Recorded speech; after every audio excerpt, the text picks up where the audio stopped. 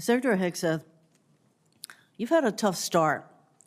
At your confirmation hearing, my Democratic colleagues and I rightly questioned whether you had the requisite qualifications and experience to lead the DoD, the largest federal agency, especially given your checkered past, which included paying $50,000 in hush money to settle a sexual assault allegation against you, and driving 2 veterans organizations into the ground.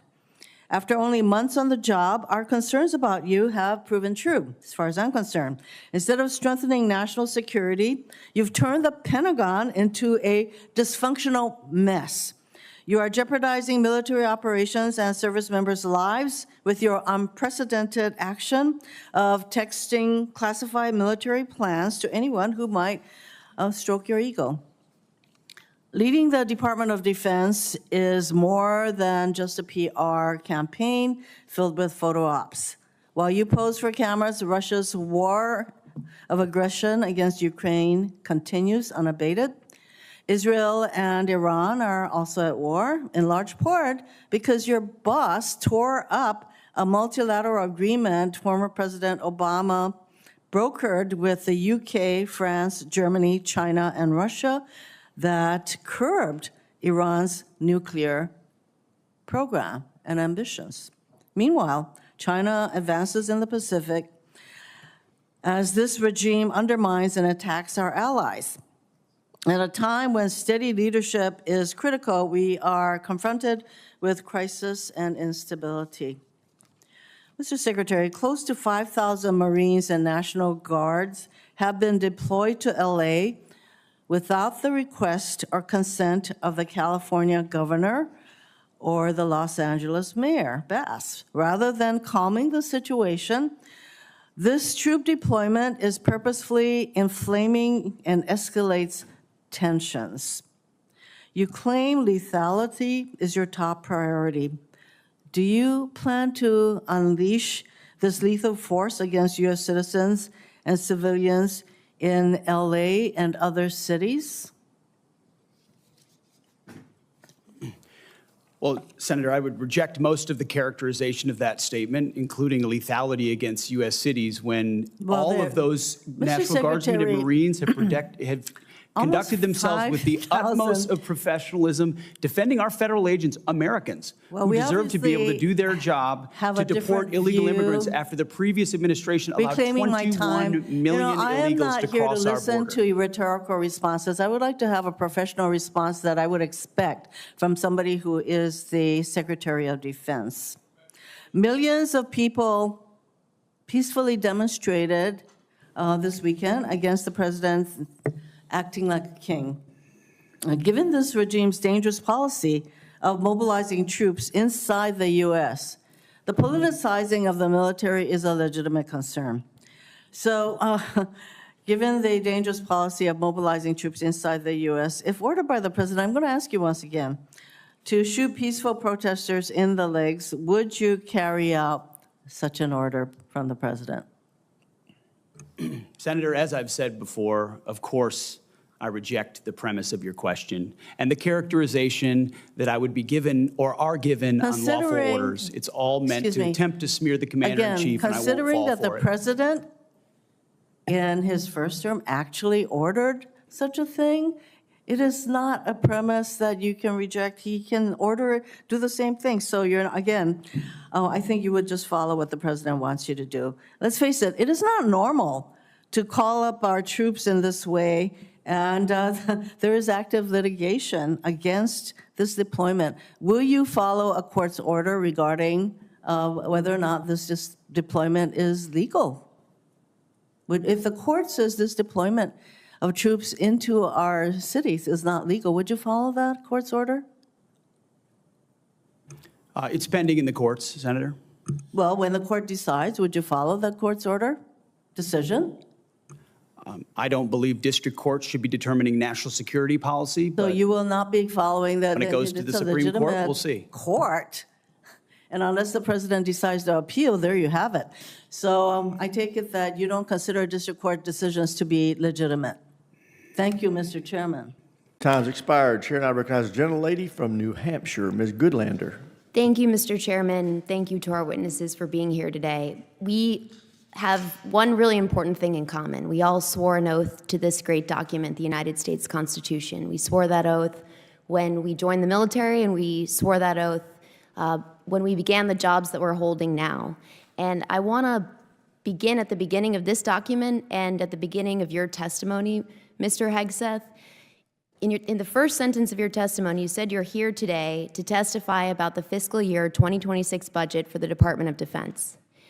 You're required under law to submit this budget to the Congress because we've got the power of the purse after all, by no later than the first Monday in February. Here we are in the second Thursday in June. We don't have your budget, as the chairman, the ranking member, and many of my colleagues on this committee have pointed out.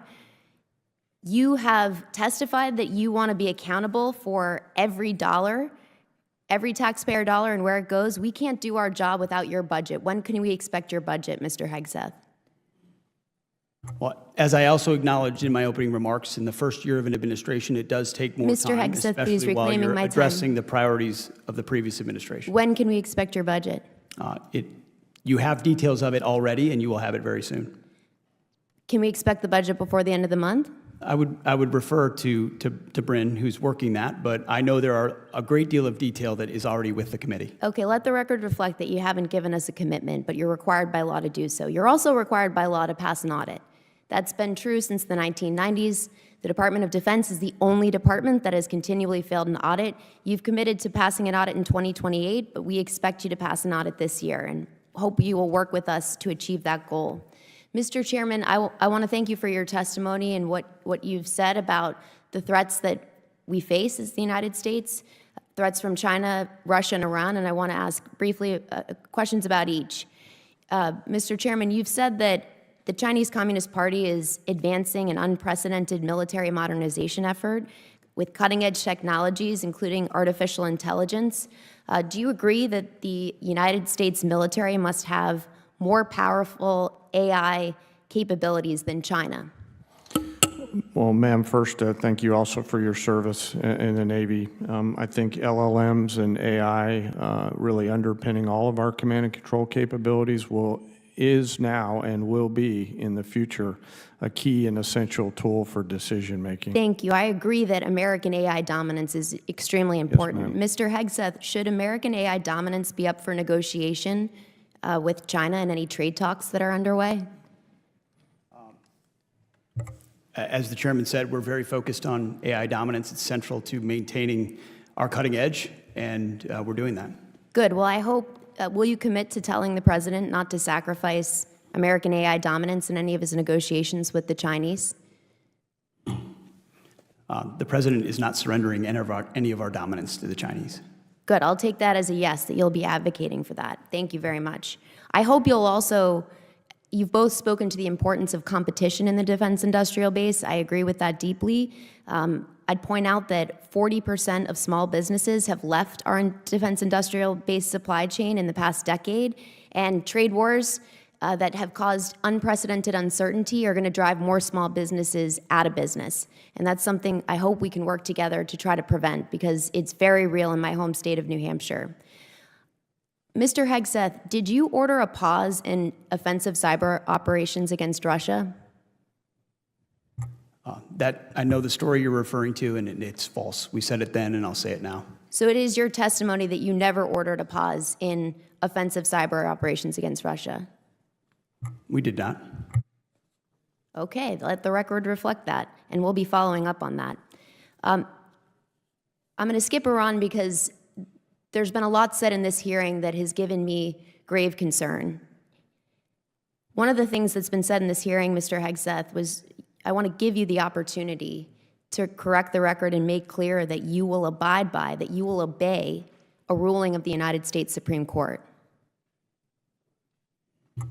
I don't believe we have any cases pending before the Supreme Court right now. I want to ask you, will you abide by a ruling, by a decision of the United States Supreme Court if it is issued and you're asked to do so?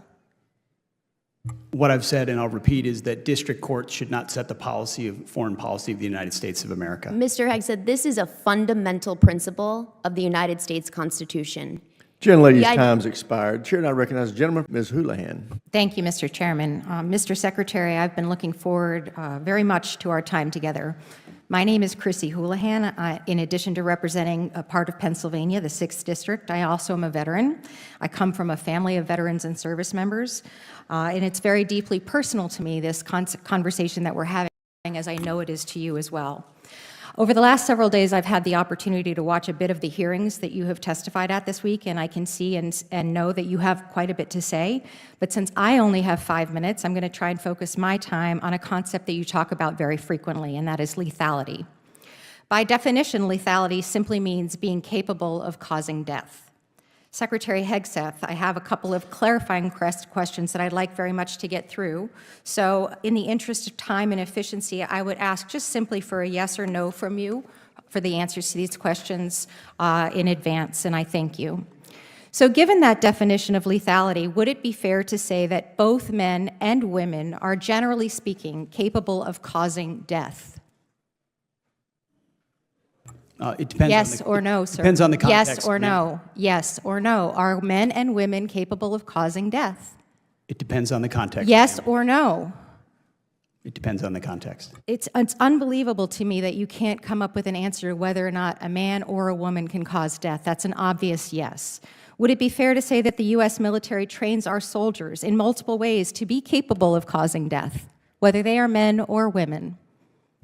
That's a big part of our job. Yes. Would it be fair to say that both men and women are capable of pulling a trigger of a rifle to cause death? Yes or no? Sure. And would it be fair to say that both men and women are capable of operating an unmanned combat drone or maybe pushing a button to launch a missile to cause death again? Yes or no? I know what you're getting at, ma'am. Yes? But it is, So lastly, men and women sir, carry equipment differently, a lastly, sir, 155 round lastly, differently, sir, a rucksack differently, reclaiming a 240 my Bravo time, machine gun I asked differently. about There missiles are and drones, different- sir. It is the gentlelady's Reclaiming my time. time. Men and Reclaiming women. my time, Ms. Pauls, sir. it is the gentlelady's time. Would it be fair, finally, to say that both men and women are capable of piloting a jet or a helicopter to combat people and to cause death as a consequence? A lot of wonderful Yes female pilots. or no? So while I agree with you that physical fitness, as you were mentioning, is a very strong and important component of lethality, the warfighter that you have written about in your books and talked about on various podcasts is but a very, very small piece of the overall lethality picture. In fact, we estimate only about 10% of our military personnel are directly involved in the kind of combat that you're referring to. Rather, 90%, that's the math, of our troops are doing other jobs that support and enable those 10%. So to put it simply, lethality cannot be measured solely by the damage that a 6'3", 225-pound Christian male with a rifle can do to the enemy anymore. Sure, I agree he's part of that solution, but it is an incomplete and at best very dangerous and very homogeneous description of that. Lethality is equal parts technical skills, tactical experience, cognitive problem solving, and physical fitness. It's not about one person, but it's about many. It's not about blue or red. It's not about liberal or conservative, Christian, Jewish, or agnostic. It's not about North and South. Here are some statements that you have said previously about women in service. This is 2024, sir, not when you were a 19-year-old. You have said that women are life givers, that dads push us to take risks, and that moms put the training wheels on our bikes, that we need moms, but not in the military. Secondly, you have said, I am straight up just saying we should not have women in combat roles. It hasn't made us more effective, and it hasn't made us more lethal. With what's left of my time, sir, I will say to you that women have served our country for 200+ years in our militaries and in service and protection of our nation.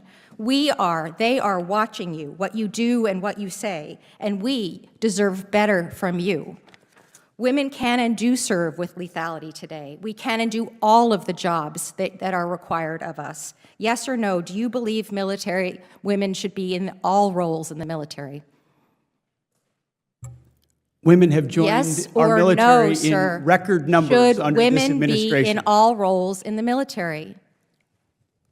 Standards should be high and equal for Yes all or positions. no, sir, we agree. Should they Standards- be in all roles in the So military? my job is that yes 10% or no? stays as sharp as Reclaiming my possible. time. Standards should be high and equal. Reclaiming my time. Will you agree that that women should be able to perform in all combat roles, assuming they meet the standards? Gentlelady's time's expired. It's all about standards. Before we move to Disappointing. Thank you, Mr. Chairman. Secretary Hegseth, Chairman Kane, thank you both for being here today. Mr. Secretary, your testimony over the last several days before Congress, I've heard you speak about all of your supposed accomplishments from your time at the Pentagon. I have to say, your training at Fox News has let you spend months of dangerous dysfunction and incompetence into catchy phrases like restoring the warrior ethos and increasing lethality. But the truth is, it's really been chaos at the Pentagon under your leadership. You've clearly shown you're unable to manage the Department of Defense, but what I'm most concerned about are three specific areas: your operational incompetence, your managerial incompetence, and your budgetary incompetence. So let's start with operational. According to news reports, in your first week on the job, you got confused in a National Security Council meeting and thought President Trump wanted you to stop all aid to Ukraine. In a well-functioning administration, you would have asked for clarification before making that seismic policy shift, but instead you ordered vital military aid heading to the front lines turned around, costing the U.S. millions of dollars, and depriving Ukrainian soldiers of equipment they needed to fight Russia. So, Mr. Secretary, can you explain how exactly you misunderstood such a monumental presidential order? One of many fake news headlines we've dealt with. So President Trump told you to halt military aid to Ukraine on January 30th? As is often the case, highly ideological and very ill-informed reporters love to speculate about things they know nothing about in order to spear President Trump and myself. So it sounds like actually the reporting is correct, because I will say, if it wasn't a mistake, why did aid restart only a few days later? Again, we would take complete issue with what would some call reporting and others call a hatchet job. So why did aid start just a couple days later? I'm saying the reporting is inaccurate, ma'am. I don't think that's correct. So let's move on to your managerial incompetence. I think we can see why you misunderstood the president, because you're obviously misunderstanding my questions. Less than a month into the job, you fired the chairman of the Joint Chiefs, C.Q. Brown, and the chief of naval operations, Lisa Franchetti, without cause. And to this day, you still have not provided an adequate explanation for removing them. As far as I can tell, you fired C.Q. Brown because he was black and Lisa Franchetti because she is a woman. So nearly 4 months later, we still don't have a new nominee for Chief of Naval Operations.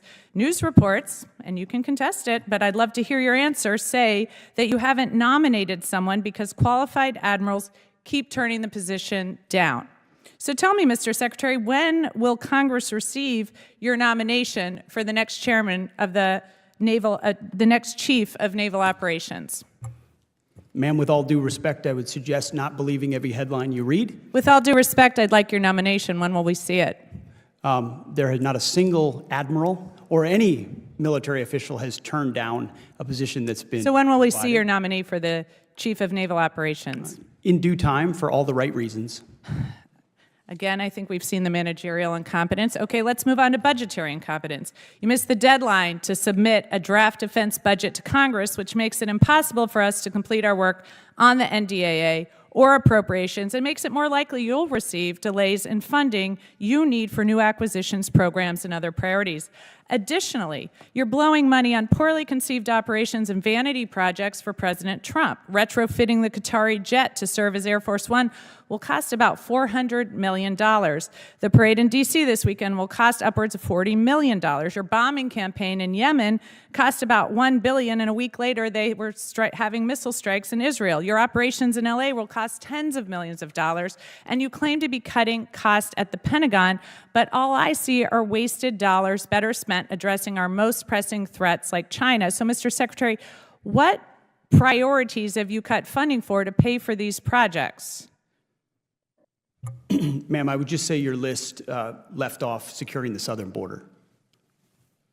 So, Mr. Secretary, what priorities have you cut funding for to pay for these projects?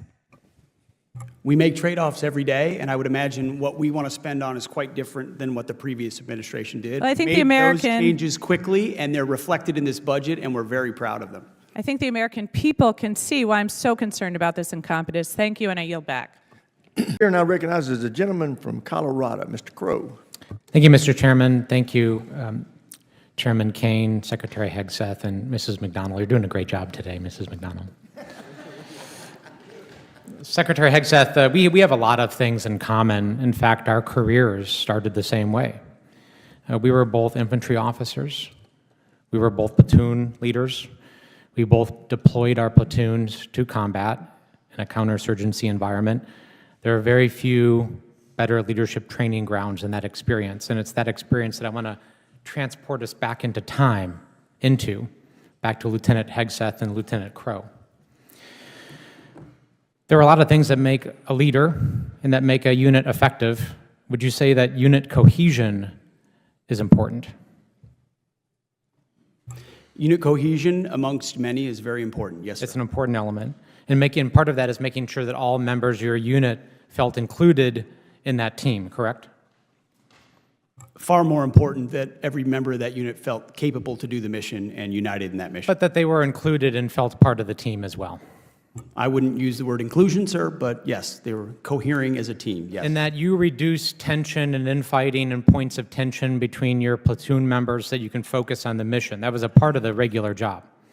Absolutely. That's why I've said that our diversity is our strength is the single dumbest phrase in military history. And words because are important. Our unity is our strength. And Words- so unity amongst members, despite differences of backgrounds, race, whatever that is. And I agree with you on that. Together on a mission. And words, part of that is words are important and setting the tone is important, correct? When you're a leader. All aspects of leadership, mostly leading by example. Did you ever and tell them also your giving political clear affiliation? guidance. Did you ever tell your platoon members your political affiliation? We certainly discussed lots of topics, and I'm sure my political affiliation. Did you ever ask them theirs? No, their political affiliation was never a concern to me. Because it's important that everybody feel included and that people weren't excluded, correct? That would be My antithetical to platoon, I'm sure my platoon contained Republicans, Democrats, and Independents, and I had no idea what their affiliation was. Okay, that was actually my next question, so I appreciate you answering that. You led your unit in a counterinsurgency environment and you interacted with civilians, correct? Interacted with members of the civilian population in Iraq, sure. And you were, in fact, a COIN instructor, a counterinsurgency instructor, correct? In Afghanistan in 2011 and 2012, I was the senior counterinsurgency instructor. And you signed off on a manual. There's actually a counterinsurgency manual that you signed off on and helped create. And your name is on that manual, correct? We were a part of creating a lot of content at the COIN Academy, yes. Do you remember this portion of the manual? It says, if you've killed 2 innocents, you've set yourself back more than you've moved forward. Do you still agree with that? I would have to take a look at the manual, but obviously no one in warfare is seeking to kill innocents. Okay. Because it's important to show why we're different from the enemy. Because we're not the enemy, right? We're different from our adversary. Would you agree with that? We have different morals and different values. We are not the enemy, sir. We have different morals and we have different values than the enemy. We have a code, a uniform code of military justice. So the answer to creeds that is inside our yes. formations that You're we not abide trying by. to compare us to Al-Qaeda and ISIS, are you? We're different. I know the code of the United States military and army that I signed You up can't for. tell me whether we're Raise my different? right hand. You're not willing to say we're Of course, different? we're different. Okay, I thank mean, you. It's absurd. That's why I'm trying to reconcile the fact that we learned many of the same lessons as platoon leaders about unit cohesion, making sure that people were included, that we didn't ask people's political affiliation, that we interacted respectfully with civilian populations, that what a leader says matters, that the tone you set matters, that we are not the enemy, that we are different from them, we lead differently, we have different morals. How can I reconcile that experience and those lessons learned from Lieutenant Hegseth to now Secretary Hegseth, where you say things like what you just saw here, making us equivalent on the same standards as our adversaries, doing the same things that ISIS and Al-Qaeda would do. How can you possibly reconcile that? I can't.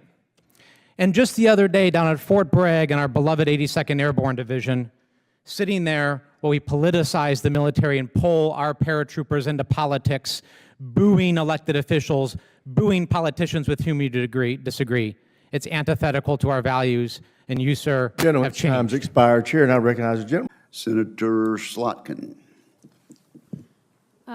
Thank you, Chairman. Mr. Secretary, I said in your hearing, when you had your confirmation hearing, that my biggest concern with you at the helm was the potential use of the military in ways that contradict the Constitution or that taint what I hope we all want, which is an apolitical military. And when I asked you about whether you would accept an order that was actually given to your predecessor, Secretary Esper, Trump's SecDef, to deploy active duty troops against unarmed protesters and to, in Secretary Esper's words, shoot at them, shoot at their legs. You said this was all theoretical.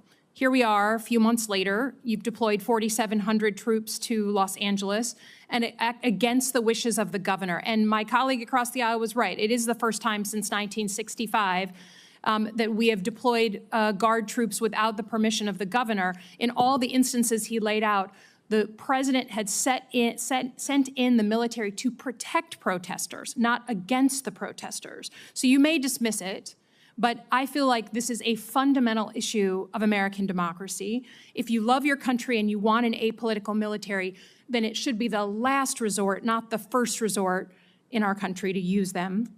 So to get to the non-theoretical, have you authorized the uniformed military to detain or arrest protesters in Los Angeles?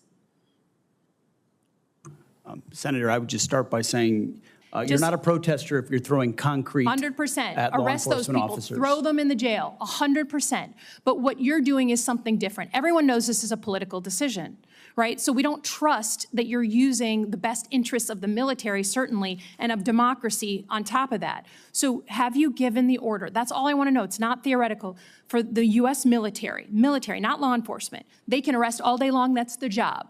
Do they have the ability, the uniformed military, to arrest and detain protesters currently today?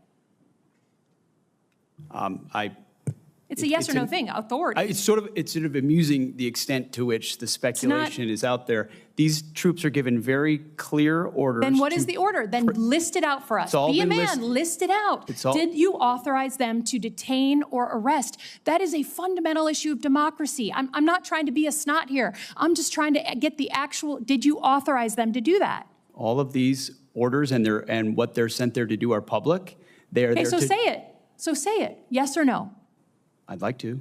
Please, yes or no? As I've said time and time again through interruption, they're there to protect law enforcement, do they have ICE the ability officers to arrest? who are trying to do their job, deporting illegals who were allowed in by the previous administration. So they cannot arrest and detain citizens of the United States, the uniformed military. As we've stated, if necessary, in their own self-defense, they could temporarily detain and hand over to ICE. But there's no arresting going on. And you know this better than you're trying to play political games. There's no arresting of U.S. personnel. Of the U.S. military against members of the protest. Have you authorized U.S. military cyber tools to investigate people participating in these protests? Yes or no? Certainly in no way that I'd be aware of. Okay, that's good. I love that answer. That's great. Have you given the order to be able to shoot at unarmed protesters in any way? I'm just asking the question. Don't laugh. Like the whole country. And by the way, my colleagues across the aisle. What is that based on? What evidence would you have that an order like that has ever been given? Giving that order to your predecessor, to a Republican Secretary of Defense, who I give a lot of credit to because he didn't accept the order. He had more guts and balls than you because he said, I'm not going to send in the uniformed military to do something that I know in my gut isn't right. He was asked to shoot at their legs. He wrote that in his book. That's not hearsay. So your poo-pooing of this, it just shows you don't understand who we are as a country. who we are. And all of my colleagues across the aisle, especially the ones that served, should want an apolitical military and not want citizens to be scared of their own military. I love the military. I served alongside my whole life, so I'm worried about you tainting it. Have you given the order? Have you given the order that they can use lethal force against honor? I want the answer to be no. Please tell me it's no. Have you given the order? Senator, I'd be careful what you read in books and believing it, except for the Bible. Oh my God. So your former predecessor, I guess that's not enough for you. Okay, on Iran. I don't think there's a debate. There's like a cat fight going on in your own party about whether to go after Iran. Have you commissioned any day after planning? So any force protection, any use of ground troops in Iran, any cost assessments? Because I don't think we doubt what we can do as a country in the attack. It's the day after with Iraq and Afghanistan that so many of us have learned to be so deeply concerned about. Have you authorized day after planning? As I've said, we have plans for everything, Senator. Okay.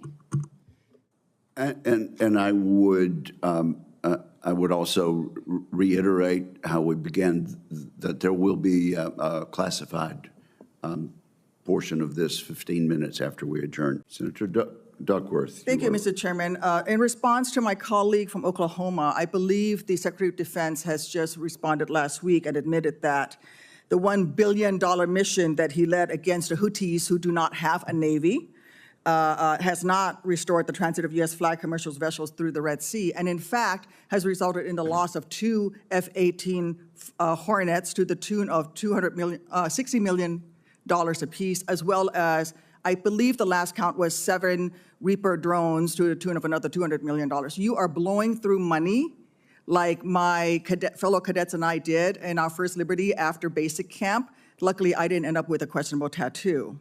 Your failures, Mr. Secretary, since you've taken office has been staggering. You sent classified operational information over Signal to chest thump in front of your wife, who, by the way, has no security clearance, risking service member lives in the process. You blew the $1 billion fight against the Houthis, whom, again, as my colleague says, has no Navy, and yet you lost all of those aircraft. You've created such a hostile command environment that no one wants to serve as your chief of staff or work with you in other senior DoD leadership roles. But what we should all be talking about more than all of this is that you have an unjustified, un-American misuse of the military in American cities, pulling resources and attention away from core missions to the detriment of the country, the war fighters, and yes, the war fighting that you claim to love.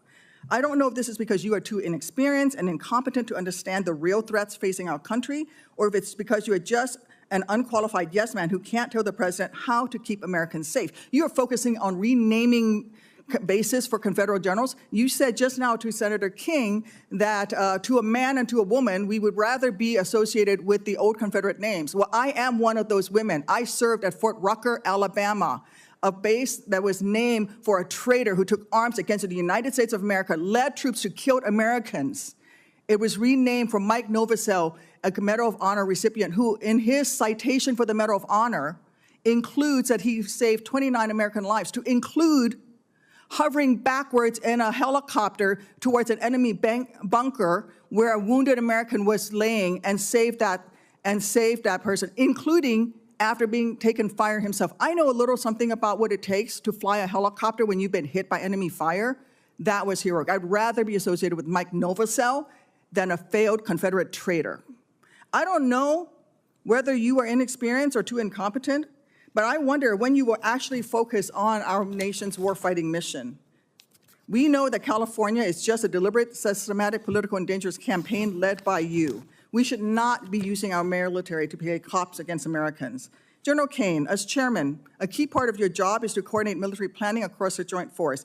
Is the department currently incorporating into any military plans expanding the use of the reserve forces to include the National Guard or active duty troops to support domestic law enforcement, including in other locations in the United States? Senator, you know, we carefully. No, General. Well, it's not really a yes or no question, Madam Senator. We plan all kinds of different things. I think it is a yes or no question. I'm not aware of anything, but the reason why I'm answering is the tags may be looking at something that I'm not aware of. What are you doing at your level? You're not aware of that happening at your level? Because we know that on his first day, President Trump directed U.S. Northern Command to revise its unified command plan to add new planning requirements to combat, and I quote, criminal activities. A series of follow-up executive orders continue to redirect DOD priorities to supporting domestic law enforcement, including one in April that tells DOD, and I quote, use national security assets for law and order. In other words, do law enforcement's job. I'd like to enter these executive orders into the record, Mr. Chairman. Is there objection? Without objection, so ordered. Secretary Hegseth, you say you are focused on warfighting and warriors. These are your words. Yet you are diverting untold DOD resources and attention to a fundamentally non-military mission of domestic policing. Across the country, we have qualified police officers who are trained for that mission. They know those streets better than the Marines you deploy to Los Angeles, who normally focus on the Indo-Pacific. And you recently approved 700 more troops in 3 other states to do admin and logistics works for ICE. You say all of this is valuable training, but I would much rather have our troops do tough, realistic training relevant to high-end combat. Instead of typing in spreadsheets for ICE, they should be conducting live fire maneuver exercises. Instead of patrolling American neighborhoods and standing in front of federal buildings, they should be rehearsing call for fire missions. We have local police who can stand in front of those federal buildings. And the list of distractions goes on. You are encouraging the DOD workforce to go work for DHS in increasing numbers. You're pulling the military away from facing foreign enemies who literally say things like death to America. And you're putting troops with weapons aimed at Americans. Mr. Secretary, let the military get back to its real job. Stop forcing them to do DHSs. And if you want to be DHS Secretary, maybe you can apply for that job when you're fired from this one due to your incompetence. Thank you, Senator Collins. Senator Murray and then Senator Graham. Thank you very much, Mr. Chairman. Secretary Hegseth, you oversee one of the largest and most important organizations on planet Earth. More than anything, the Department of Defense needs stable, competent, and strategic leadership. And much as I had feared back in January, it is not what we are seeing under your leadership. In a matter of months, you have lost top aides and reportedly struggled to hire new ones. You have fired highly respected top military officials. You shared highly sensitive attack plans over Signal and apparently with people in your own personal circles, and you've not taken responsibility for those mistakes. All the while, the security challenges we face have grown larger, not smaller. And then in the face of these challenges, you have taken a series of actions that weaken our posture. For example, in my home state of Washington, which is home to many DoD installations critical to our Indo-Pacific strategy, you have pushed out almost 2,000 highly trained civilian employees, including at Puget Sound Naval Shipyard. Mr. Secretary, you talk about returning the department to its mission of warfighting, but I am repeatedly hearing that your policy and personnel changes at the Pentagon are only undermining, not strengthening our military's preparedness to protect our country. You are deploying the American military to police the American people. You're sending the National Guard into California without the governor's request. Sending the Marines not after foreign threats, but after American protesters. And now President Trump is promising heavy force against peaceful protesters at his D.C. military parade. Those sorts of actions and that sort of rhetoric from a president of the United States should stop every one of us cold. Threatening to use our own troops on our own citizens at such scale is unprecedented, it is unconstitutional, and it is downright un-American. We should all be speaking out against this and demanding accountability. Now, Mr. Secretary, I have to say, for people who tout their commitment to transparency and efficiency, I've never seen an administration more bent on hiding basic facts from American people. Your department has been unresponsive to congressional inquiries and oversight requests, all the while you are working to muzzle the free press, denying journalists access to the Pentagon press corps. Now, before I turn to my questions, let me just note, it is now mid-June, and we only, just a few days ago, received some, but not all, important portions of your budget request. It should have not have taken this long to get this request, and we do still need to see the justifications in order for this committee to do its work. We're missing those. Not having a full budget at this juncture is really unacceptable. So I am deeply concerned. So let me turn to my questions, and this is important. This administration has put the civilian workforce under attack from day one, encouraging resignations, firing probationary employees, instituting hiring freeze, requiring OPM to approve any new hire one by one, and now, new last week, requiring prospective employees to explain how they would, quote, help support the president's executive orders and policy priorities. We have spoken with military installations across our country. Almost all of them have been forced to fire skilled civilian employees who are badly needed. And all of them also have hundreds, and in some cases thousands, of new hires ready to bring on board, but now have to individually be reviewed by OPM, apparently to ensure that they support the president's priorities. Secretary Hegseth, I want to know, and keep your answers short, I have limited time, will you be firing more shipbuilders, yes or no? Senator, we haven't fired shipbuilders. We've offered through a right sizing of our civilian positions, which So everyone in this committee would acknowledge that the Defense Department has had a bloated bureaucracy for a long time, have given a voluntary process by which some people can choose to take a DRP. I'm just asking you so a it's not a question. firing of shipbuilders. so That's a you're- totally disingenuous characterization of what our Let me department is just ask doing. We you, are focusing on shipbuilding. Mr. ma'am. Secretary, do we need more or fewer shipbuilders?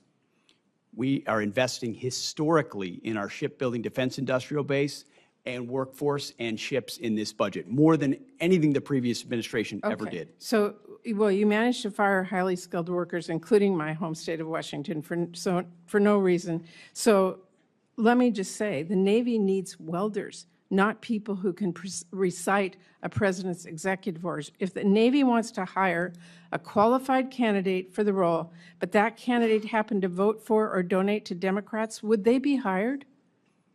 Senator, there's never been a litmus test for hiring welders. Well, If that, you can that weld, is you what can the work new, at the Defense Department. that is what they are being asked. And Mr. Secretary, I just have to say, we need to drop the politics in our military. We need to hire the best people. We do not need to force them out. That is simply the case at this point. I'm out of time. Thank you, Mr. Chairman. Senator Graham. Thank you. Welcome. As a gentleman from California, Mr. Carbajal. Thank you, Mr. Chairman. It shouldn't come as no surprise that I have serious concerns with both the deployment of the National Guard and the Marines to Los Angeles. I served in the Marine Corps. We are trained to be war fighters, not for crowd control. Everyone here should be alarmed that the president has sent armed forces into a city against the wishes of a governor and mayor. I am concerned this administration is purposely escalating the situation with this step and politicizing our armed forces in the process. Let's call it for what it is. It's political theater. Hegseth, are the Marines in Los Angeles ordered to protect property by any means necessary?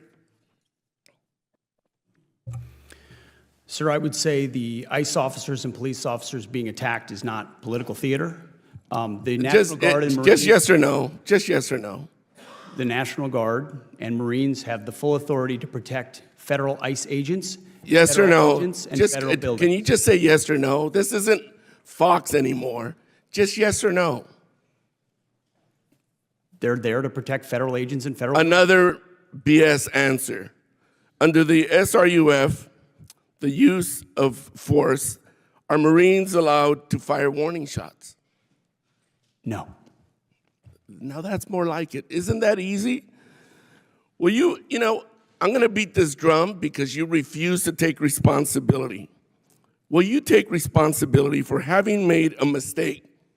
Not to mention many people would say break the law in participating in the Signal group chat that included a journalist, your wife, your brother, where classified information was shared.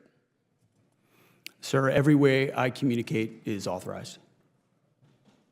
Every way I Okay, if you want to say that. I have called for your resignation. I didn't think you were qualified before your confirmation, and you have done nothing to inspire confidence in your ability to lead competently. You broke the law in sharing classified information, and in doing so, endangered the lives of our service members that you are responsible for. Your inability to hold yourself accountable makes you incapable to lead. This alone makes you unfit to be the Secretary of Defense. Secretary, do you think the United States should continue supporting Ukraine in its fight against Russia, a nation that is hostile towards the United States? Well, as you know, sir, President Trump is committed to peace. No, I just want yes or no answers. Today, the United States has spent billions of dollars. Yes or no? Ukraine Yes or no? Over years. Just yes or no. Can I get a yes or no out of you? We continue to send Come on. presidential drawdown It's that authority. easy. Kindergartners could give me a yes or no. Yes or no. Yes, we support peace in Ukraine. Come on. Is this really leadership? You're an embarrassment to the United States. If Russia invades NATO allies, are you going to recommend to the president that we fulfill our Article 5 obligations? Well, Russia has not invaded NATO allies. No. President Trump has invigorated the NATO No. alliance. I reclaim my time. Yes or no? It's that simple. There's Article 5 in NATO, which we recognize. So is the answer yes or no? That's what Article 5 is, yes. Good. I'm glad you brought yourself to saying yes. Do you think political allegiance to Trump is a requirement for serving our nation, either in uniform or a civilian in the department? I'm incredibly proud, as are millions of Americans. No. Not today, HEGSETH. Yes or no? Congressman, you know what a silly question that is. But silly enough fidelity to to the warrant a Constitution. very straightforward answer. Yes or no? We all support and defend the Constitution of the United States. You know We're what? proud to serve I'm not going to President waste Trump. my time anymore. You're not worthy of my attention or my questions. You're an embarrassment to this country. You're unfit to lead. And there's been bipartisan members of Congress that have called for your resignation. You should just get the hell out and let somebody competently lead this department. Mr. Chairman, do we not have any decorum in here? Thank you very much. I yield my time. Gentleman yields back. And I would urge everybody to remember and maintain a decorum suitable for this chamber with their further comments. Recognizes Senator from California. Mr. Got promoted. I'm sorry. Thank you, Chairwoman. Sorry about that. Thank you, Chairwoman. Thank you to the witnesses for being here. Mr. Secretary, I just got word that Senator Padilla from my great state of California was physically assaulted and arrested for attending Secretary Noem's press event. The mere fact that he showed up, he was forcibly removed. Is this how you would treat a member of Congress who attends your press event, whether invited or not? Well, I've been here for 5 hours, sir. I don't know about that. I'm just asking, would you have me forcibly removed from your press event I'm not if I going to walked in? speculate on a hypothetical. I'm sure there's more context. I'll take that as a yes. Mr. Secretary, does the DOD have any plans to allow the military to follow the orders of President Trump when his order violates the Constitution? Yes or no? I reject the premise of that question, which is that President Trump is ordering unconstitutional orders. I'll take that as a yes as well. Mr. Secretary, the deployment of active duty Marines to California is incredibly disruptive to the lives of service members who are being drawn into the president's publicity stunt. And I want to know how you're planning to take care of these troops. So will you commit to sending my office and this committee a detailed plan on how you plan to house and feed the 700 Marines and potentially thousands of Marines? What's disruptive is when concrete blocks are thrown at the heads of ICE officers. And so we're proud that National Guardsmen and Marines have responded in real time to help defend those federal law enforcement officers. So do you have a plan? Do you have a plan to house Not only feed do we these have Marines? a plan, but it's been a focus of mine. I've held a riot shield before in a riot. I recognize what it means to respond in real time without enough time. Mr. Secretary, will you get me that everything plan, they can please? as fast as they can, and we have a plan for that. Mr. Secretary, I reclaim my plan. ASAP. Chairwoman, LA Mayor Bass stated that the area placed under the recent curfew is around 1 square mile. Is that the same area where service members will be deployed? Service members are in Los Angeles to defend law Do you know? enforcement, ICE agents, and facilities. So essentially, you're telling me that American people that a 1 square mile block of LA, and for the record, LA County is over 4,700 square miles, warrants the deployment of 700 Marines and the federalization of 4,000 California National Guardsmen. You testified earlier that you will send in the military to protect local law enforcement. Did LAPD Police Chief McDonald ask you for your help? I read reports on a regular basis. Did he ask for your help? From ICE agents who I'll take that as a couldn't no. be more grateful. Did for the LA fact that there Sheriff are Luna soldiers that ask are for helping you them to do send in their the job? military, Mr. Secretary? Did LA Sheriff Luna ask you to send in the military? Yes or no? I don't work for the LA Sheriff, sir. Well, you said you sent them in to support the military, but they didn't even ask for your, to support law enforcement, but they didn't even ask for your help. Have you been to Los Angeles in the last 7 days? My team is from the top down focused on making sure Los Angeles I'll also take that as a no. How did you arrive at the decision not to coordinate with local law enforcement and the governor's office on the initial deployment? It would be great if the governor attempted to actually coordinate instead of grandstand. All right, so I believe you're secretly deploying troops to an area without coordinating with local officials is somehow not disruptive and to the logistical and operational conditions on the ground. You agree with that? I would need you to repeat the question, sir. Does the department plan on coordinating with Governor Newsom's office on local law enforcement going forward, Mr. Secretary?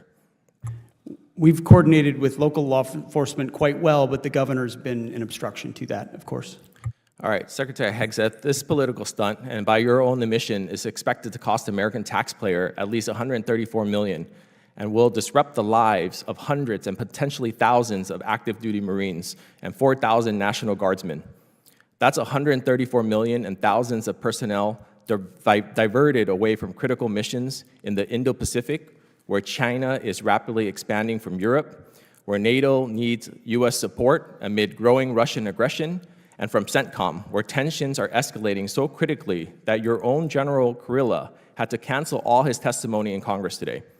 Your redirection of combat-ready troops from real-world national security threats to manage a domestic protest is gross mismanagement and a slap in the face of service members whose lives are disrupted throughout this event.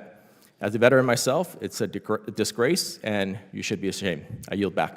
The gentleman's Madam time Chair, has expired. Madam Chair, can we add into record, please, that the gentleman from California has just stated that it is okay to have 1 mile of complete criminality in LA so long as it doesn't cover the 4700. That was not my statement. Madam Chair, and we have, that Mr. it's Mills, okay. Mr. Mills has not been This recognized. is absolutely Neither gentleman, absurd. neither gentleman is not recognized. have the right you have not been recognized Either by gentleman the is chair. recognized. The chair now neither have you. recognizes the Controls the time. congressman And neither have from you, Mr. Louisiana, Mr. Higgins, for 5 minutes.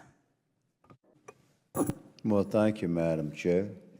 Let's bring it down a notch, shall we? Thank you all very much for being here. News reports this morning suggest that the president is actively considering intervening in the situation in the Middle East.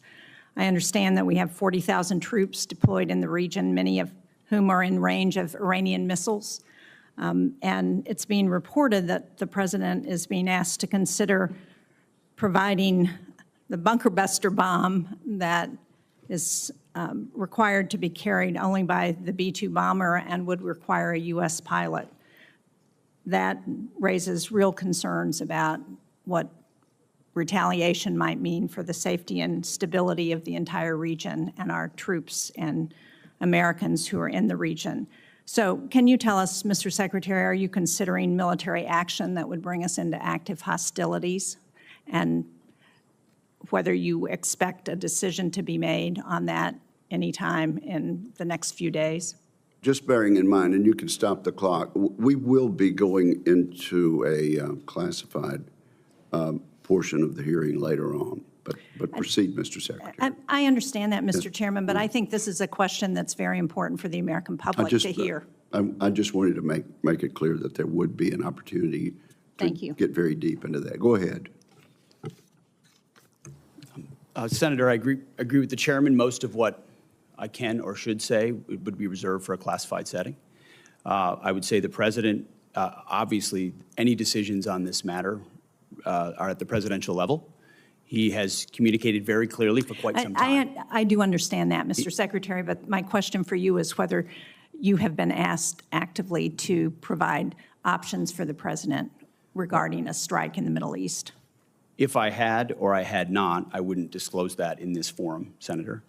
My job, our job, Chairman and I, at all times, is to make sure the president has options and is informed of what those options might be and what the ramifications of those options might be. I appreciate that. You Thank mentioned you. the troops in the region. With I maximum expect- force protection at all times is being maintained. I would hope that as soon as consideration about action is determined, that the public will be informed about that.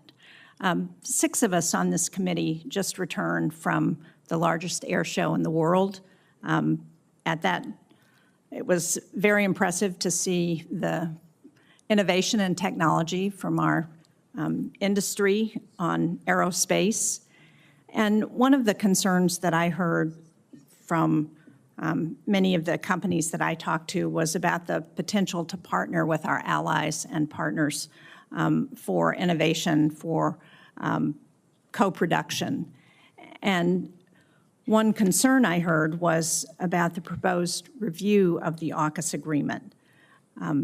That's after the Australian government has already contributed $500 million to our submarine industrial base, and American and UK shipbuilders have made capital investments to support the increased demand. So do you disagree with the position that President Trump has taken about AUKUS, that we should move forward? And what is the review expected to produce? Well, Senator, I think reviews are always prudent, but those reviews actually come after conversations I've had with the Minister of Defense, Healy, in the UK, and Marles in Australia. Long personal conversations about the status of this arrangement, both aspects of it. So we are reviewing it because that's what the Defense Department ought to do, to make sure it fits the priorities of the president, and that our defense and shipbuilding industrial base can support, ensure that we're clear on all sides of that, on either pillar. And then on pillar 2, identifying specifically the ways we can work together most meaningfully to co-produce with our industrial base munitions or other capabilities that would be most applicable to the threats we face. But do you agree that it's important to increase the capability of our nuclear deterrent in the Indo-Pacific, and that AUKUS is one way to do that? I do, and working through AUKUS as a possible avenue for that is a good thing. Last week, Mr. Secretary, during the SAC-D appropriations hearing, you reaffirmed the need for an exemption for the Portsmouth Naval Shipyard to your hiring freeze. Senator Collins asked you a very relevant question on that, and since Senator King and I share that shipyard, I'd like to ask you again, because we have not yet heard anything from you or from the Office of Personnel Management about how they're responding to this. DOD has told us that the Office of Personnel Management needs to review every single new hire one by one at a time when we need 550 people every year just to keep up with the Navy's demand for maintenance and on its nuclear submarines. So will you commit to talking to OPM on this issue? Yes. Thank you, Senator. Here now recognizes the gentlelady from Hawaii, Mr. Kuda. Thank you, Mr. Chair, and I agree, we've had many performances today, but what we'd like is some answers. Mr. Secretary, did you invite Elon Musk for a briefing on war plans with China to the Pentagon? Yes or no is simple. There's been a lot of hyperbole and incorrect reporting around that situation, but we did invite Elon over to come talk to us generally, but there was no war plans being discussed.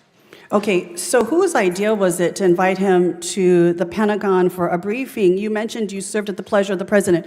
Was it the president's will to have him come and be briefed? Well, as you know, at that time, Elon Musk was leading up Doge efforts, and we've taken a great investment in Doge at DOD, and so getting his input on how we make DOD more efficient makes a great deal of sense. Okay, but don't you think it's a conflict of interest for the world's richest man? Many of the contracts that the DOD is engaged in, billions of dollars of contracts going to his company, and he is, as to your point, was leading Doge, which was involved in cutting hundreds of contracts, but also becoming intimately aware of the platforms and the requirements that would be given out for new contracts. Did you not think it was a conflict of interest to invite someone with financial interests into the Pentagon to have firsthand knowledge of what they could then bid on for their own, enrichment?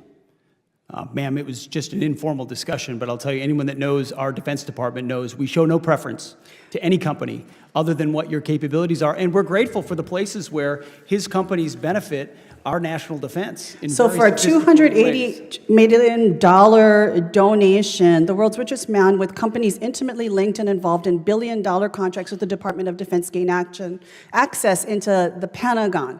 So would you say that any company right now that has multi-billion-dollar contracts with the Department of Defense has access to the Pentagon right now?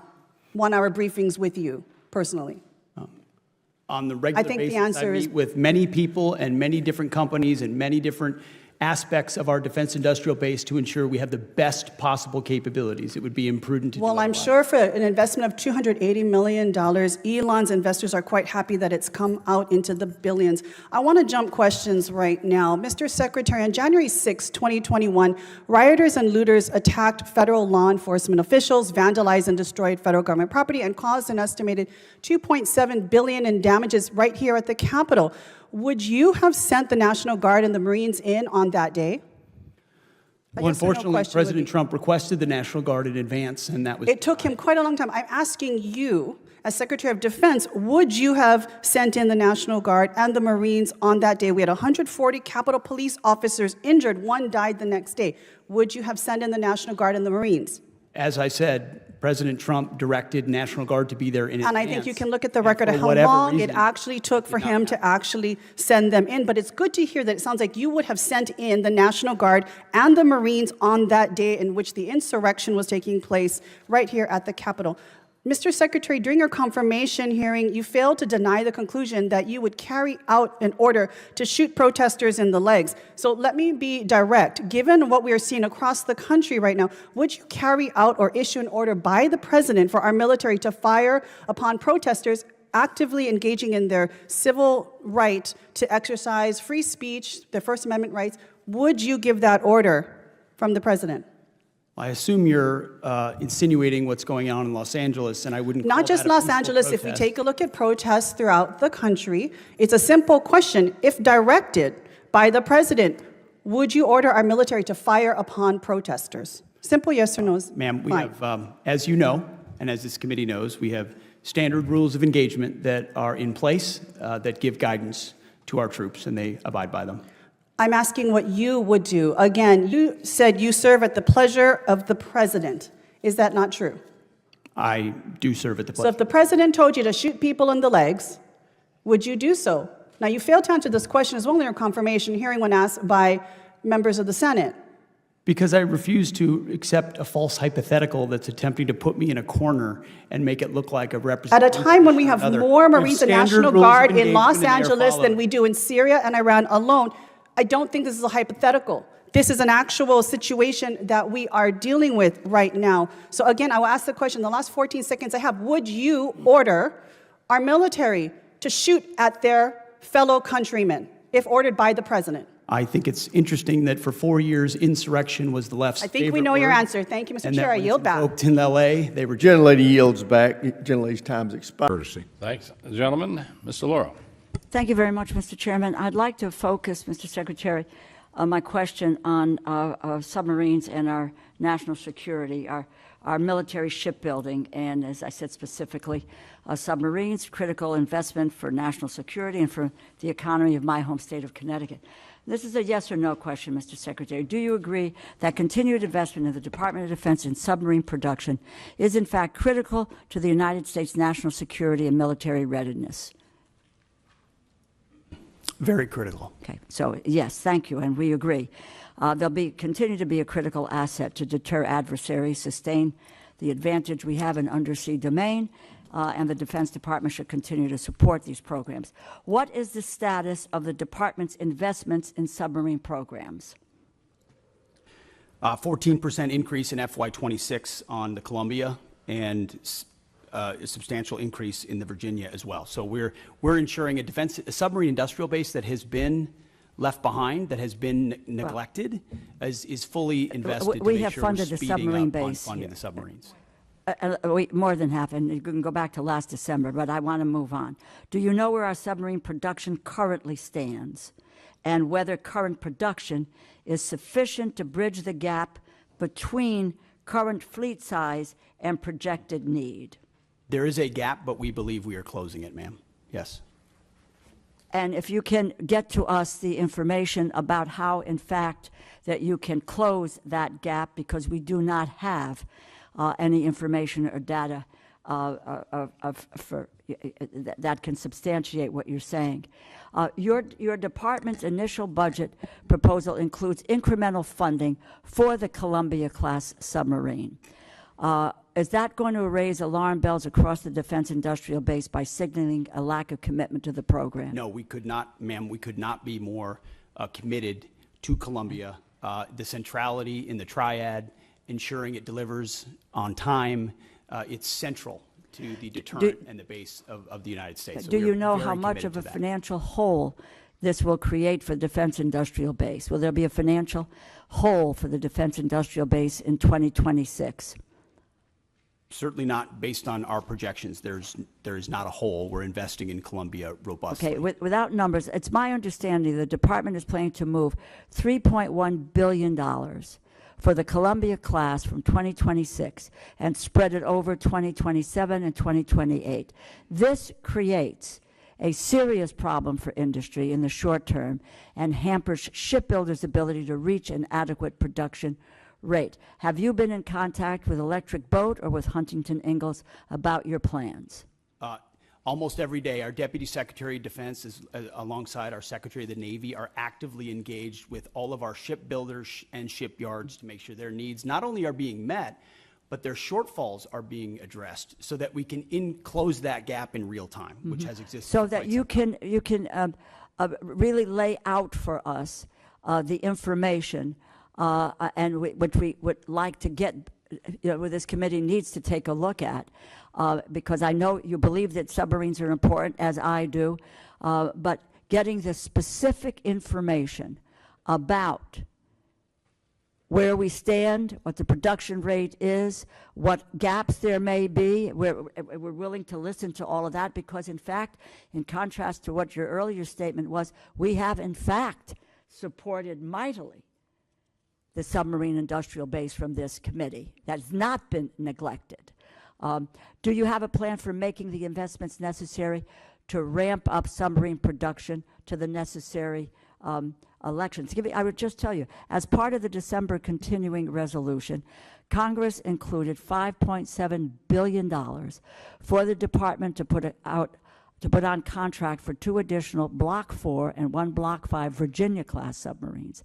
The Navy advised members that these funds were required to be placed on contract by February of 2025, yet the department did not put funding for the 2 additional Block 4 boats on contract until April 30th. So do we have a plan, do you have a plan for making the necessary investments to ramp up submarine production to the necessary levels? And what is that plan? Ma'am, first of all, I want to thank this committee for the flexibility alongside FY25 and the continued resolution. Well, I would hope you would thank this committee for the funding that it had made. We have made a serious investment. So your first statement is inaccurate. We have focused squarely on submarines, and we now want to know where that is going and what your plan is for the continued advancements to meet production levels and make sure that that is an area that's covered for our national security. Ma'am, I fully acknowledge the investment this committee has made in shipbuilding, and the challenge is our department under the previous administration squandered a lot of that by Please, not investing I want your plan. I've had difficulties with the prior administration, and I don't mind calling them out. What is your plan for the future? Can we get that in writing and on paper so that we know where you're going? Because we don't have anything today. We have zip, nada, and knowing where you're going. You could talk percentages, you can talk about whatever you want, but unless this committee sees dollars and cents and where you're going and what your plan is, then we may reconsider what you need to do to go forward. Give us the details. Congresswoman, we have the details and we will provide Well, then them let's for you. have them before we, and my hope is that we could get to it before we go to a markup within a few hours here today. I yield back my time, Mr. Chair. Gentlelady yields back her time. The Dean of the House, Chairman Rogers. Thank you, Mr. Chairman. Welcome, gentlemen and lady. Senator Rosen, you're recognized. I thought I would just create a stir down there. No, I thank you to my seatmates on both sides. Thank you, Mr. Chairman. We take care of each other. And again, thank you, Chairman Wicker, Ranking Member Reed, for holding this hearing, Mr. Secretary. We have a short amount of time, so I'm just going to ask a few simple questions, and I would just appreciate if, for some of them, you would just answer yes or no. And so, Secretary Hegseth, would you agree that every senior official in the Department of Defense must reflect the values and conduct that our service members must uphold and our citizens expect? Senator, we want to uphold the highest possible standards. I'll take that for a yes. So would you also agree, then, that anti-Semitism and anti-Semitic conspiracy theories have no place in our government or military? Yes or no? They should not. Thank you. So would you also agree that anyone who has posted, and I'm going to quote, anti-Semitic conspiracy theories lifted right out of a neo-Nazi playbook, end quote, shouldn't be anywhere near a position of power? Yes or no? Since I don't believe the characterization of many officials in the news media, I would need to see precisely what's being characterized. But generally, would you not say that if Generally we speaking, thought sure. something was coming out of a neo-Nazi playbook, it doesn't have any place in our Department of Defense? Now, Secretary Hegseth, the quote that I just read you was referencing Ms. Kingsley Wilson, the DOD press secretary. It's a direct quote from her, who my Republican colleagues on this committee have also expressed alarm over due to her comments. In fact, one colleague said, and I'm going to quote again, obviously I don't agree with her comments. I trust the Pentagon will address this, end quote.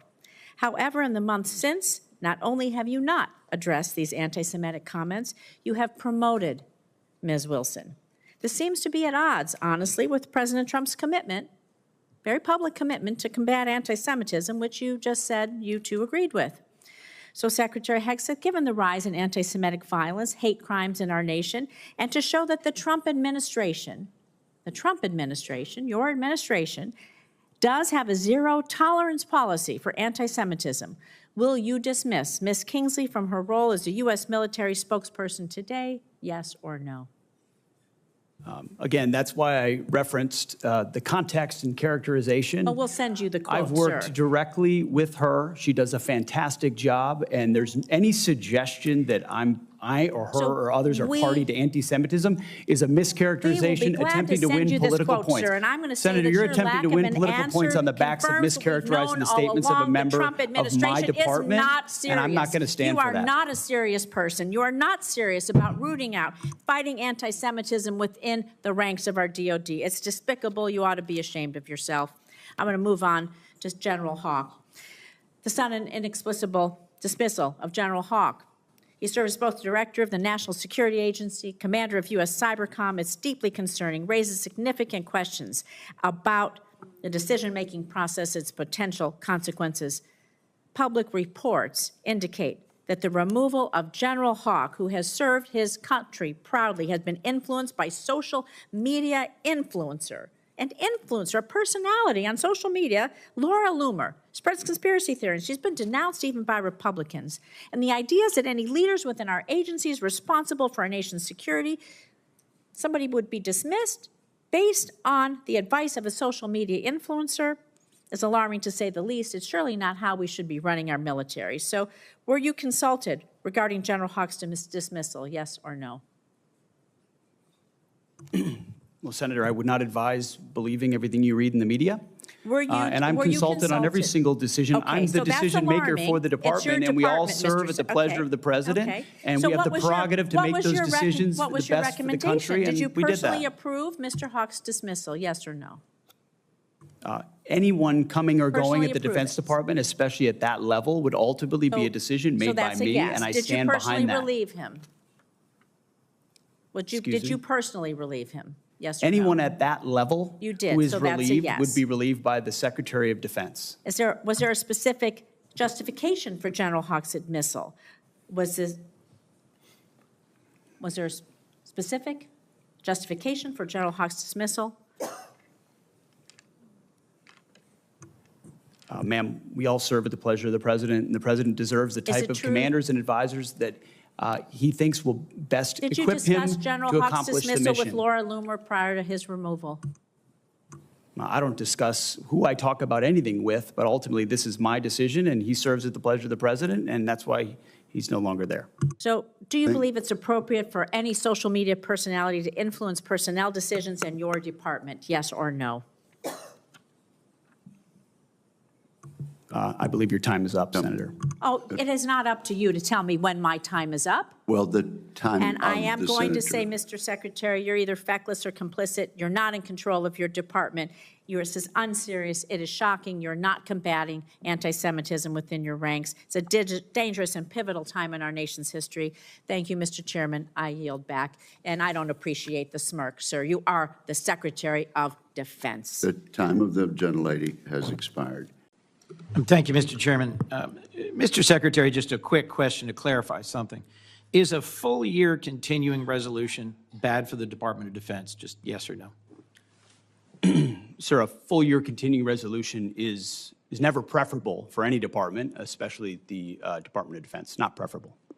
And I know, General Kane, I don't need to ask you because your written testimony specifically says routinely operating under continuing resolutions lowers buying power, results in less deployable capital, makes it harder for industry to make long-term investments.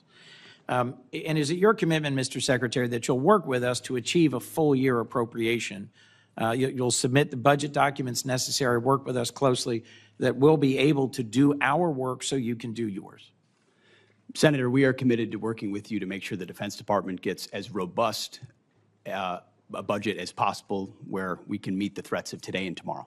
Thank you. I'll just say at the outset for all my colleagues, I am increasingly concerned that there is a threat that some believe they can best govern by continuing resolution, reconciliation, and rescission, and not ever actually have us appropriate. So I look forward to working with you to avoid that outcome, which I think would both disregard the role of Congress and put all of us at greater risk.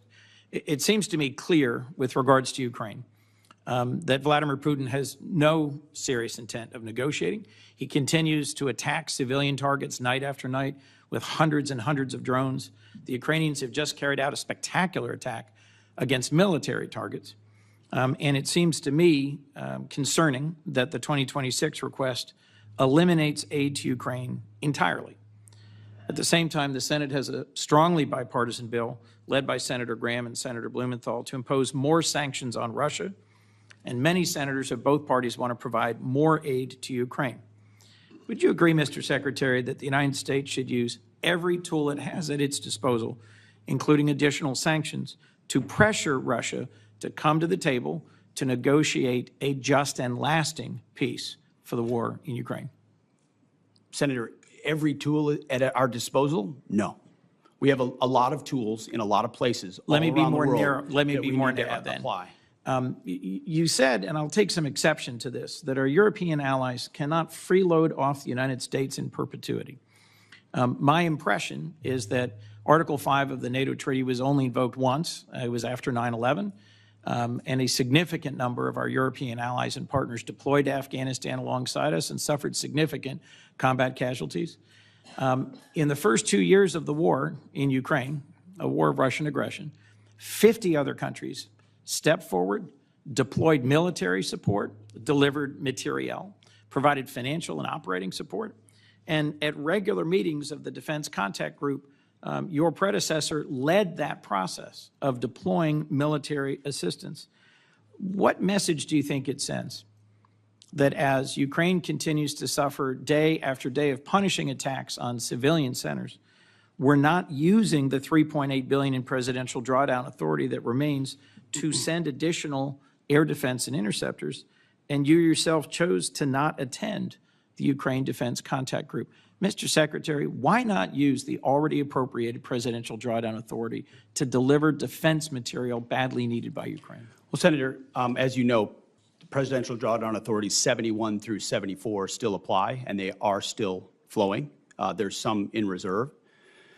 To your question about my statement, and I served with a lot of NATO allies in Afghanistan as well, incredibly capable Canadians, Brits, and Australians and others, and grateful for them. And I've gotten to know a lot of them in this process going to Brussels.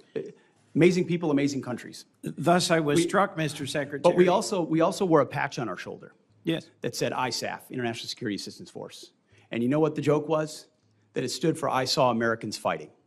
Because what ultimately was a lot of flags, was not a lot of on-the-ground capability. You're not a real coalition, you're not a real alliance, unless you have real defense capability and real armies that can bring those to bear. And that's a reality that Europe is waking up to quickly, and we're glad, because they're our friends, and we want them to be safe and free and secure. And sometimes that takes true talk and tough love, and they've responded very well to that because we want them to succeed. And Mr. Secretary, let's just make clear for the record that our military partners in Afghanistan included many who served and died. Our Danish partners and allies on a per capita basis Don't try to make it look like I don't care about the investments of our partners. Of course I do. Mr. I recognize Secretary, that there were lives lost from other countries. Of but course the bulk of the effort was Americans, and an alliance needs to include other countries and be more balanced. Mr. Secretary, to be a real alliance. And as I that's the point pointed we're out making. in my opening comments, our partners and allies have stepped up, have invested, have engaged in the defense of Ukraine, and so should we. We should not be pursuing a ceasefire and a negotiated resolution to the war in Ukraine at any cost. Peace through strength means actually using our strength, continuing to support Ukraine, and securing a lasting peace. Putin will only stop when we stop him. And the best way to stop him is indeed through a stronger NATO. I look forward to the NATO summit. I agree with you that a significant investment by NATO in our collective security is a great investment, but we cannot abandon Ukraine. That would put us significantly at a strategic disadvantage. Thank you, Mr. Chairman. Senator Reid, and then Senator Moran. Thank you, Mr. Chairman. Welcome, Mr. Secretary, Mr. Chairman. Mr. Secretary, you have already ordered 4,000 National Guardsmen into Los Angeles, plus 700 active duty Marines. That's against the advice and opposition of the governor, the mayor, and the chief of police of Los Angeles. And these forces are in addition to 11,000 military personnel, active duty and National Guard, that have been deployed to the southern border in support of Customs and Border Protection. Separately, the Department of Homeland Security has requested more than 20,000 National Guard troops to assist in, I quote, interior immigration efforts. And I understand you've approved an additional phase of 700 service members for this mission, with additional associated command and control from Texas, Florida, and Louisiana. This week, the Department of Homeland Security sent another request for DoD support to transport ammunition, quote, to authorize military forces to detain or arrest American citizens, to provide DHS with military drone surveillance support, and to have the Marine Corps advise DHS on running joint operations. Is it your intent to improve these requests, all of them? Well, Senator, we very much support President Trump's focus on defending the homeland on our southern border, as well as supporting law enforcement officials doing their job in ICE in Los Angeles who deserve not to be assaulted, accosted, and rioted while rounding up one of the 21 million illegals allowed in as an invasion under the previous administration. I would Are you note, prepared to authorize DHS to use drones and also to authorize military forces to detain or arrest American citizens? Senator, every authorization we've provided the National Guard and the Marines in Los Angeles is under the authority of the President of the United States, is lawful and constitutional. They are assisting in defending So the answer law is yes. enforcement officers So the and law answer is enforcement yes. facilities So in the answer is in the yes. execution of their job The answer is yes. in the city of Los Angeles. How are you paying for this? Is this done on a reimbursable basis by the Department of Homeland Security? Or is the Department of Defense paying for this?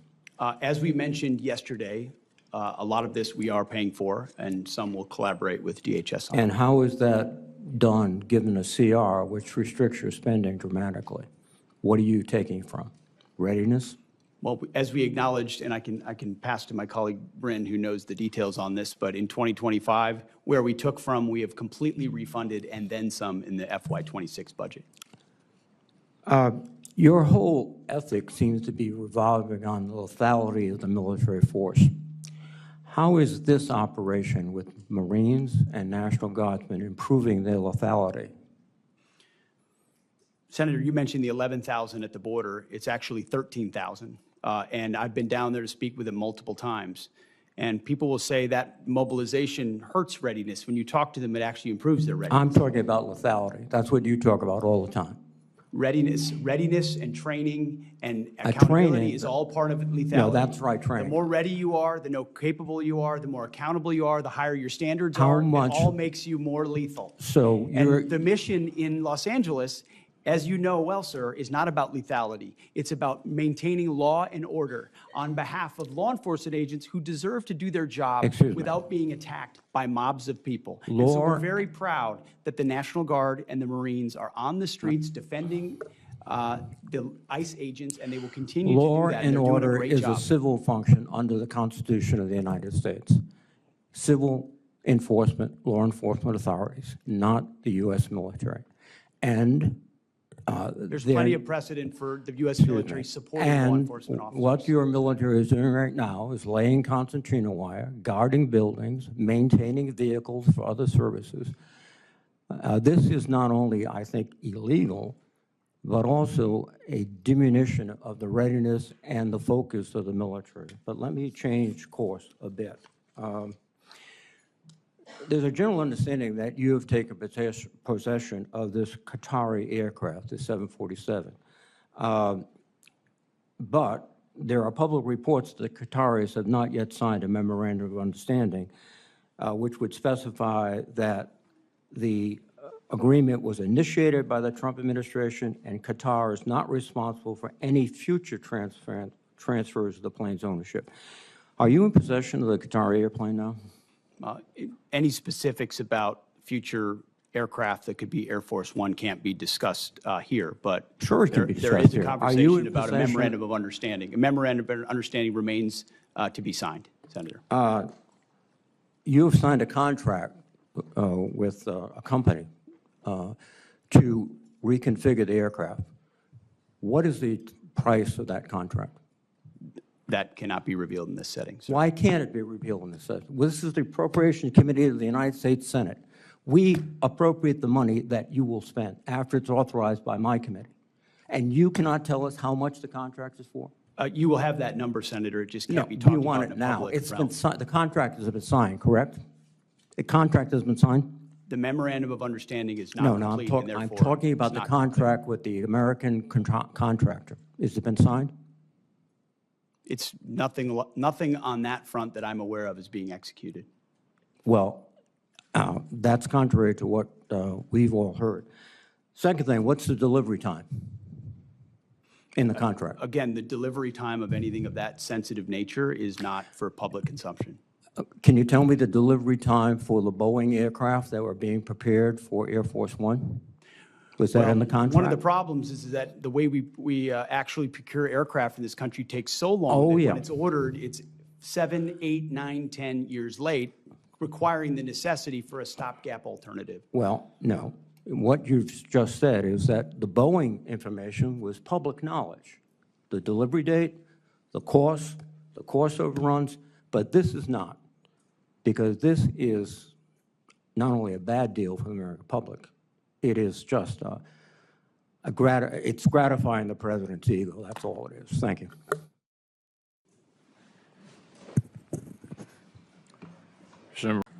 Thank you. You're a very understanding chairman. I like that. I like that. Ms. Hegseth, you've written, and it's quote, "Oh yeah, and fire any general who hasn't carried water for Obama and Biden's extra constitution and agenda-driven transformation for our military. Clean house and start over." It's come to my attention that current serving military personnel have received emails threatening them with being fired for supporting the current DOD policies. One mail that was sent to a military officer with the subject line, "Clean house," reminiscent of your specific comment, states, and I quote, "With the incoming administration looking to remove disloyal, corrupt, traitorous, liberal officers such as yourself, we will certainly be putting your name into the list of those personnel to be removed. We know you support the woke DEI policies and will ensure you never again influence anyone in the future. You and the redacted spouse's name will be lucky if you're able to collect your military requirement," end quote. Now, I want to remind everyone that these policies that are being referred to date back decades, to the 1940s and 50s with respect to racial discrimination particularly, and administrations of both parties, including the Trump administration and their first party, caused those policies to be enforced. Mr. Hegseth, are you aware of these emails being sent to officers? Senator, you mentioned the word accountability, which is something we have not had for the last 4 years. Are you aware of these messages being sent to officers? Certainly, I'm not aware of that. It's not one of my efforts, but there's been no accountability for the disaster of the withdrawal in Afghanistan, and that's precisely why we're here today. Excuse me. Is that leadership has been unwilling to take accountability. It's the time to restore that to our most senior ranks. You've written publicly that DI policy is a distraction and have military personnel walking on eggshells. Do you believe that emails like that are essentially threatening both a serving officer and a spouse and claiming that they'll lose their pension will have a distraction and detract from the lethality? Senator, you mentioned the 40s and 50s, and you're precisely right. The military was a forerunner in courageous racial integration in ways no other institutions were willing to do. I served with men and women of all backgrounds because of the courage of people decades and decades ago. Incredibly important.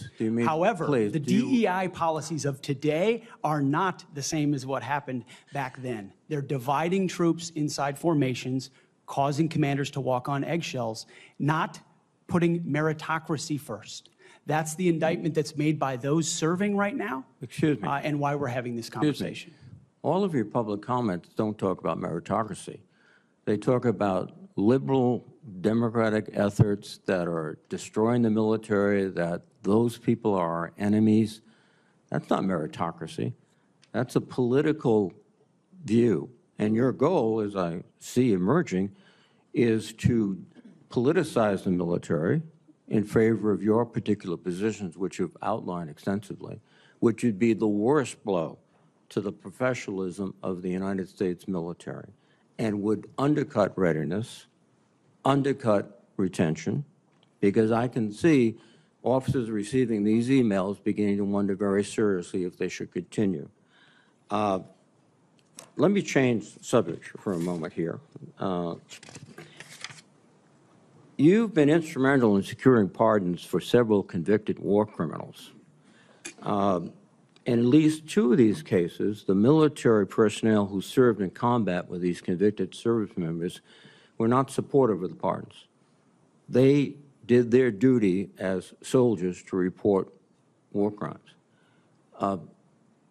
Your definition of lethality seems to embrace those people who do commit war crimes, rather than those who stand up and say, this is not right.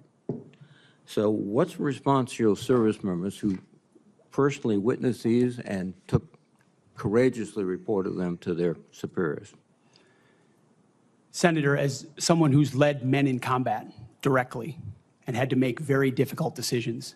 I've thought very deeply about the balance between legality and lethality, ensuring that the men and women on the front lines have the opportunity to destroy with and close the enemy, and that lawyers aren't the ones getting in the way. I'm not talking about disavowing the laws of war or the Geneva Conventions or the Uniform Code of Military Justice. Sir, I'm talking about restrictive rules of engagement that these men and women behind me understand they've lived with on the battlefield, which has made it more difficult to defeat our enemies. In many of the cases you're talking about in particular, sir, there was evidence withheld, there was prosecutorial misconduct, and as someone who looks case by case and defaults to the warfighter, to the men and women with dust on their boots, not the second guessers in air-conditioned offices in Washington, D.C. Excuse me. I look case by case and was proud to work with President Trump to understand those cases and ensure that our warriors are always looked out for. Those cases were adjudicated by who? People in Washington or fellow non-commissioned officers who had also served, sacrificed, and believed in the ethic of the military? Who were the court-martial? Senator, in multiple cases, they were actually acquitted, but charges cases, lingered. yes, regardless of where those convening authorities were, yes, sir. Some were, but others were convicted, and you asked for pardon. That's the only reason you asked for pardon, because they were convicted. But the other factor, too, is you've already disparaged in writing the Geneva Convention, the rules of law, all of these things. How will you be able to effectively lead a military in which one of the principal elements is discipline, respect for lawful authority? You have made statements to your platoon after being briefed by a JAG officer. Well, by the way, would you explain what a JAG-off is? I don't think I need to, sir. Why not? Because the men and women watching understand. Well, perhaps some of my colleagues don't understand. It would be a JAG officer who puts his or her own priorities in front of the warfighters. Their promotions, their medals, in front of having the backs of those who are making the tough calls on the front lines. Thank you, Senator Reid. Interesting. Thank you, Senator Thank you Reid. very much. Senator Fisher. Thank you, Mr. And thank you very much, Senator Blumenthal. Thanks, Mr. Chairman. Thank you for having this hearing. Thank you for being here, Mr. Hegseth. And I want to join in expressing appreciation and respect for your service to our country. And thanks to all the veterans who are here today. And thank you for your service as the ranking member of the Veterans Affairs Committee. I hope we can focus on doing better for our veterans and doing better in management of the Department of Defense. There's always room for improvement. I think what we need in that position is not just better, but the best in financial management, because those decisions are life and death decisions affecting the 3.4 million Americans who serve our national security and our national defense and put their lives on the line. I want to talk about financial mismanagement at the two organizations that you headed, which are the only test of your financial management that we have before this committee, the Veterans for Freedom and Concerned Veterans for America. You took over the Veterans for Freedom in 2007. In 2008, you raised $8.7 million, but spent more than $9 million, creating a deficit. By January 2009, you told donors that the organization had less than $1,000 in the bank and debts of $434,000.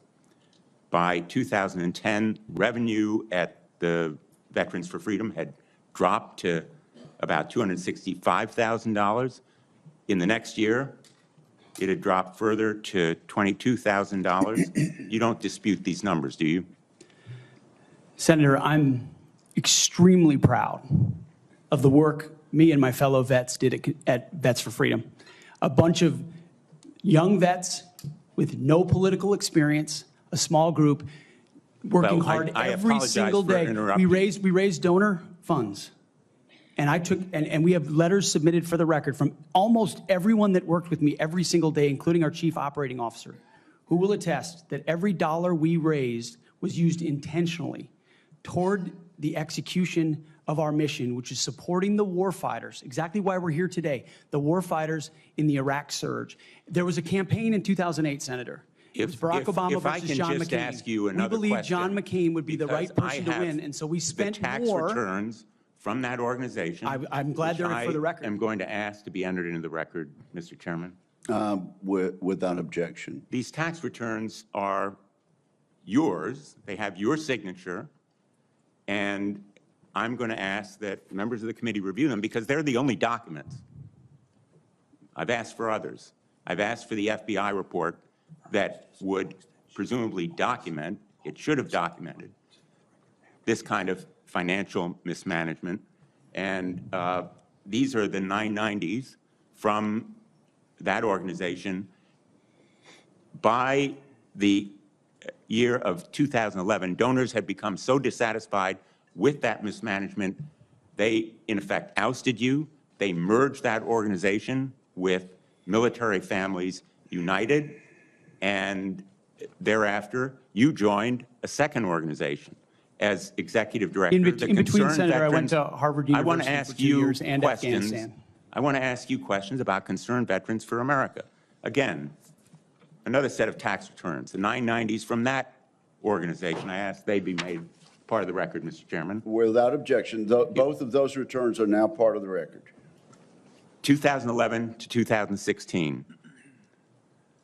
At the end of 2013, shortfall of $130,000. At the end of 2014, shortfall of $428,000. You had a surplus the following year, but then another deficit of $437,000. By the time you left, that organization had deep debts, including credit card transaction debts of about $75,000. That isn't the kind of fiscal management we want at the Department of Defense. We can't tolerate it at the Department of Defense. That's an organization with a budget of $850 billion, not 10 or 15 million, which was the case at those two organizations.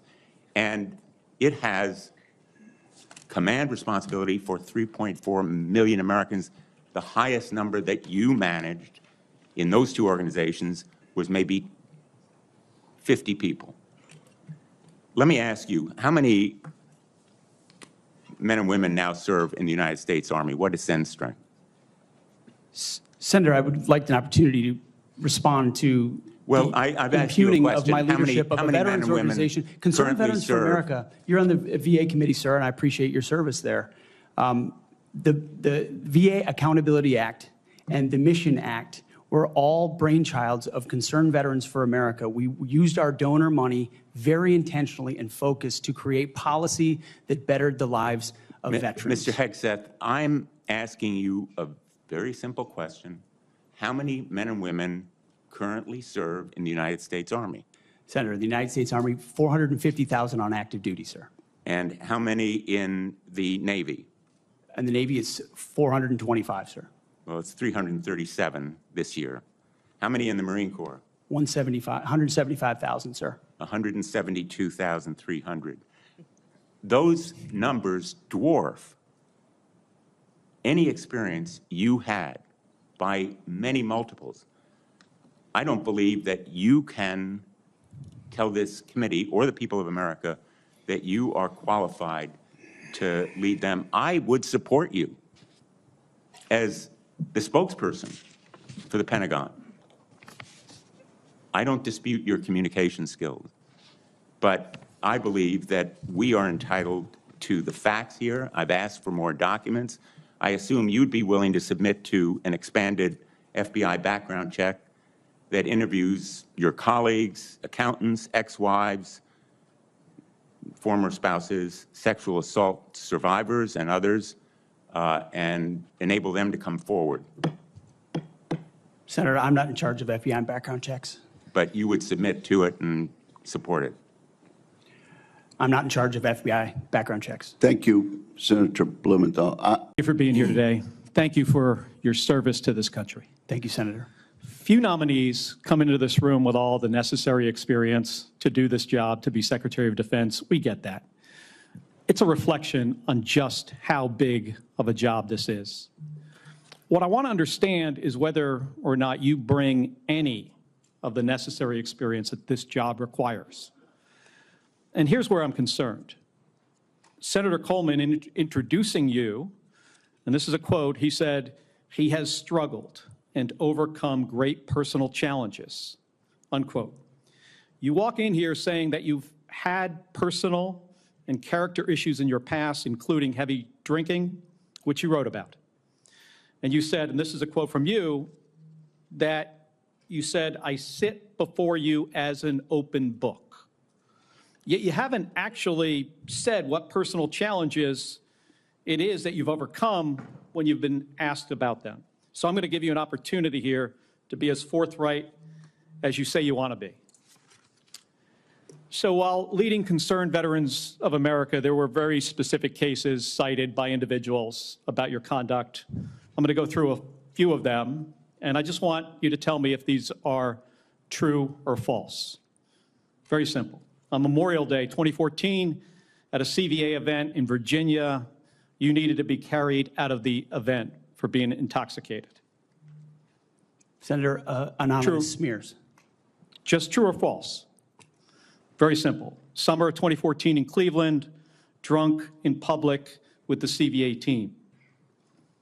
Anonymous smears. I'm just asking for true or false questions, true or false answers. An event in North Carolina, drunk in front of 3 young female staff members after you had instituted a no alcohol policy and then reversed it. True or false? Anonymous smears. December of 2014 at the CVA Christmas party at the Grand Hyatt at Washington, D.C., you were noticeably intoxicated and had to be carried up to your room. Is that true or false? Anonymous smears. Another time, a CVA staffer stated that you passed out in the back of a party bus. Is that true or false? Anonymous smears. In 2014, while in Louisiana on official business for CVA, did you take your staff, including young female staff members, to a strip club? Absolutely not. Anonymous smears. So, is it accurate that the organization reached a financial settlement with a female staffer who claimed to be at a strip club with you, and there was a colleague who attempted to sexually assault her? Was there a financial settlement? Senator, I was not involved in that. I don't know the nature of how that played out. But you understand there was a financial settlement for a young female staffer who accused another member of the organization, not you, of sexual assault in a strip club. We have multiple statements on the record referring to that. But you claim you were not there when that occurred. Absolutely not. Now, the behavior I cited, if true, do you think that this behavior of intoxication, going into these type of establishments, women on your staff being so uncomfortable that they have to file these sort of harassment claims, do you think this is appropriate behavior for a leader? Senator, the overwhelming majority of anyone who's worked for me, including the on-the-record statements that have been submitted to this, with their name on it, on the record, men and women who worked with me every day, are the overwhelming preponderance of evidence that testify to my leadership and professionalism in leading Vets for Freedom and Concerned Veterans for America. Okay. My leadership has been completely impugned on these veterans organizations that did fantastic work. Mr. Hegseth, I'm not even going to go into the, I'm not even going to go into the and we managed our accusations. financial books with integrity across the board. How many people, everybody who runs a campaign. I have limited time. I'm not going to get into the accusations that come from Fox News. I know you have some of your Fox News colleagues here.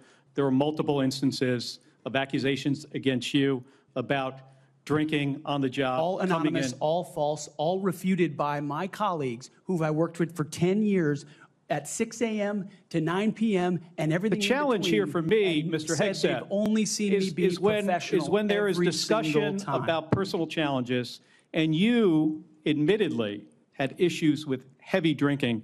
It's hard to kind of square the circle here. It's kind of a difficult thing to do. Let me ask you, if I have about 90 seconds left here, if you had to answer these questions about sexual assault against you and your drinking and your personal conduct, would it have been different if you were under oath? Senator, all I'm pointing out is the false claims against me. Okay, I take it you do not want to answer that question. I walked into this hearing this morning concerned that you haven't demonstrated adequate leadership in your civilian roles. And this is a dangerous world we're living in here. And America cannot afford a Secretary of Defense who is unprepared for that mission. I'm going to leave with concerns about your transparency. You say you've had personal issues in your past, yet when asked about those very issues, you blame an anonymous smear campaign, even when many of these claims are not anonymous. Which is it? Have you overcome personal issues, or are you the target of a smear campaign? It can't be both.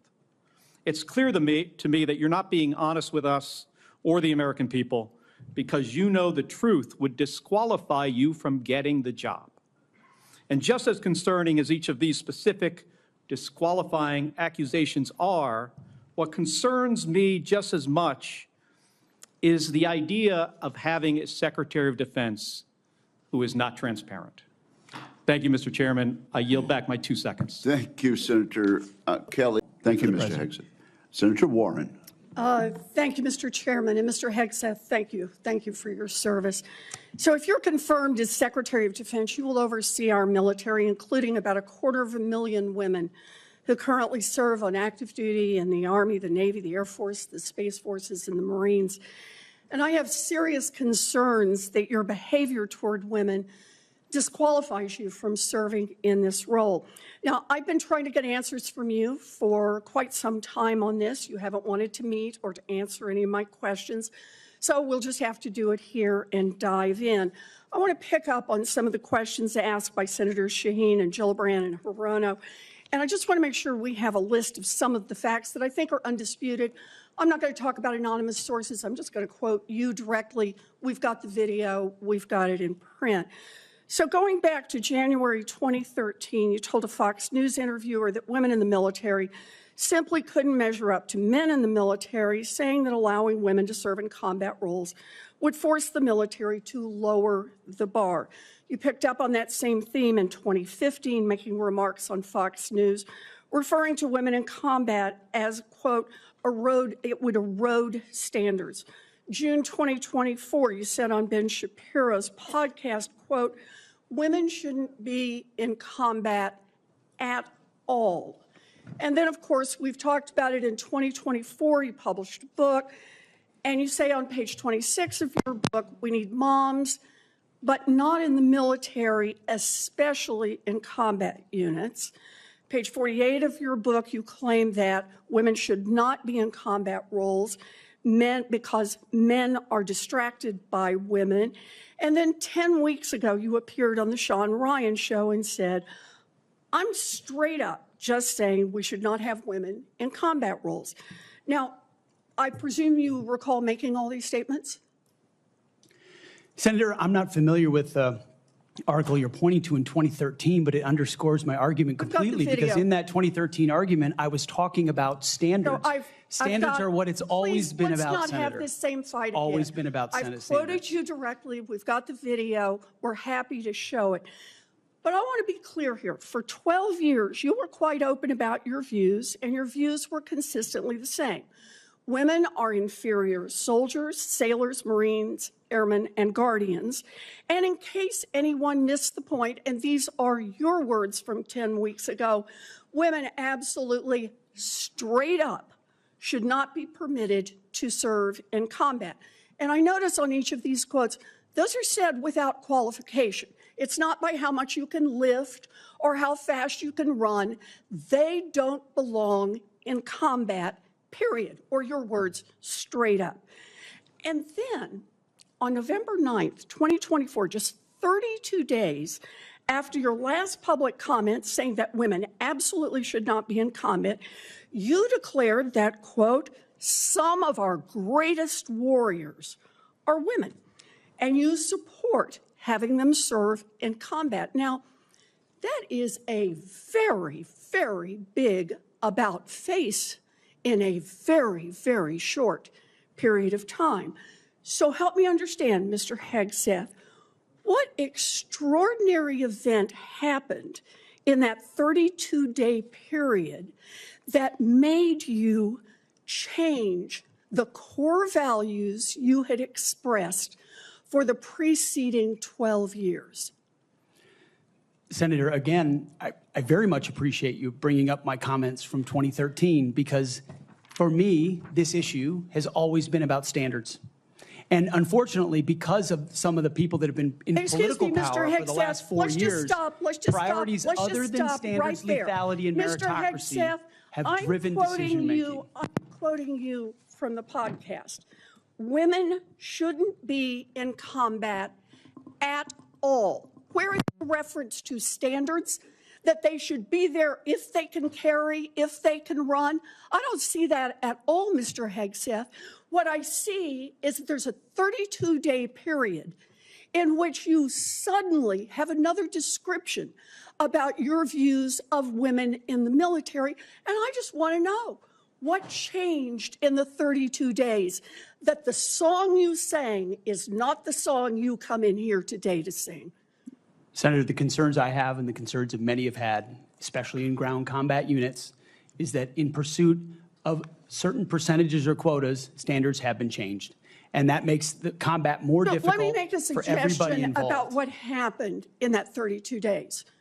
You got a nomination from President Trump. Now, I've heard of deathbed conversions, but this is the first time I've heard of a nomination conversion. And I hope you understand that many women serving in the military right now might think that if you can convert so rapidly your long-held and aggressively pursued views in just 32 days, that 32 days after you get confirmed, maybe you'll just reverse those views and go back to the old guy who said straight up, women do not belong in combat. Now, Mr. Hegseth, you have written that after they retire, generals should be banned from working for the defense industry for 10 years. You and I agree on the corrosive effects of the revolving door between the Pentagon and defense contractors. It's something I would have liked to talk with you about if you'd come and been willing to visit with me. But the question I have for you on this is, will you put your money where your mouth is and agree that when you leave this job, you will not work for the defense industry for 10 years? Senator, it's not even a question I've thought about because You can it's think not about one it right that, now. It's not one, my motivation for this job I understand has never that. I been just about need what a could yes or no conceivably here. come next. Time is short. I just need a yes or no. I would consult with the president about what the policy should be In at the Defense other Department. words, you're quite sure that every general who serves should not go directly into the defense industry for 10 years. But you're not willing to make that same pledge? I'm not a general, Senator. You'll be the one, let us just be clear, in charge of the generals. So you're saying sauce for the goose, but certainly not sauce for the gander? I would want to see what the policy of the president Oh, I'll is. bet you would. Thank you, Senator Warren. Senator Tuberville. Thank you, Mr. Hegseth. I'm looking forward to this opportunity to talk. I want to return to the incident that you referenced a minute ago that occurred in Monterey, California in October 2017. At that time, you were still married to your second wife, correct? I believe so. And you had just fathered a child by a woman who would later become your third wife, correct? Senator, I was falsely charged, fully investigated, and completely cleared. So you think you were completely cleared because you committed no crime. That's your definition of cleared? You had just fathered a child 2 months before by a woman that was not your wife. I am shocked that you would stand here and say you're completely cleared. Can you so casually cheat on a second wife and cheat on the mother of a child that had been born 2 months before, and you tell us you were completely cleared. How is that a complete clear? Senator, her child's name is Gwendolyn Hope Hegseth, and she's a child of God, and she's 7 years old. And she I'm was, glad and she's here. you cheated on the mother of that child less than 2 months after that daughter was born, didn't you? Those were false charges. Well, It was fully investigated, and I was completely cleared. And I am so grateful for the marriage I have to this amazing woman behind me. You've admitted that you had sex at that hotel in October 2017. You said it was consensual, isn't that correct? Anything, You've admitted that it was consensual, and you were still married, and you just had a child by another woman.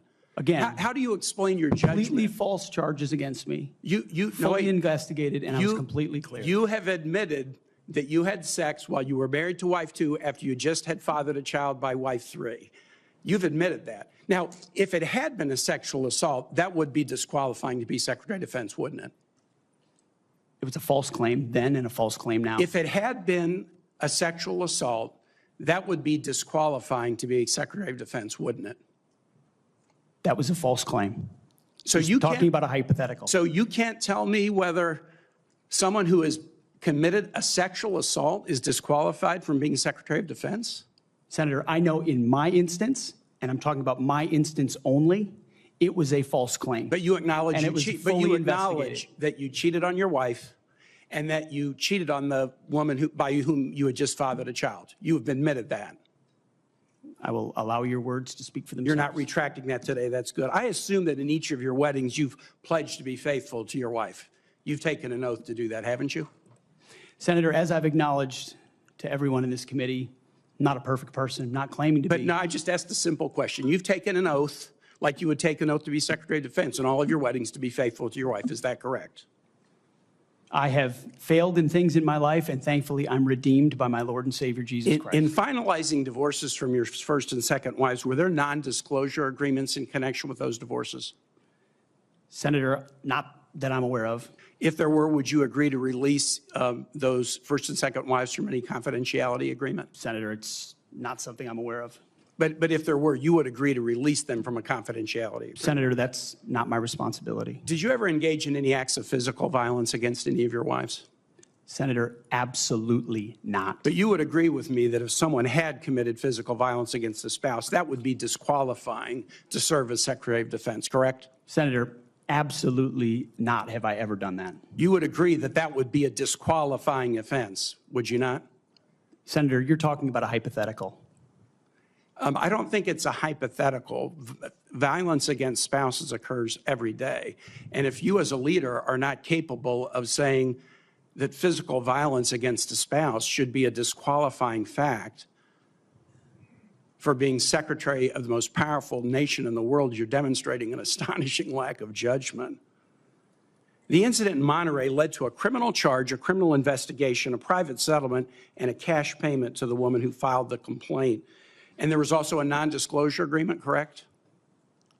It was a confidential settlement agreement off of a nuisance lawsuit. Right. During an interview, you claimed that you settled the matter because you were worried that if it became public, it might hurt your career. Do you maintain that you were blackmailed? Senator, I maintain that false claims were made against me.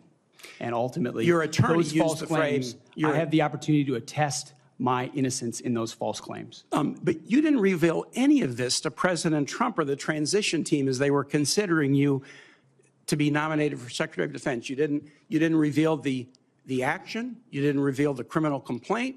You didn't reveal the criminal investigation. You didn't reveal the settlement. You didn't reveal the cash payment. Why didn't you inform the commander-in-chief and the transition team of this very relevant event? Senator, I've appreciated every part of the process with the transition team. They have been open and honest with me. We've had great conversations between the two of us, and I appreciate the opportunity that President-elect Trump has given me. You chose not to reveal this, right? Because you knew it would hurt your chances. So you chose not to reveal this really important thing to the commander-in-chief and the transition team because you were worried about your chances rather than trying to be candid with the future president of the United States. Are there any other important facts that you chose not to reveal to the president-elect and his team as they were considering you to be Secretary of Defense?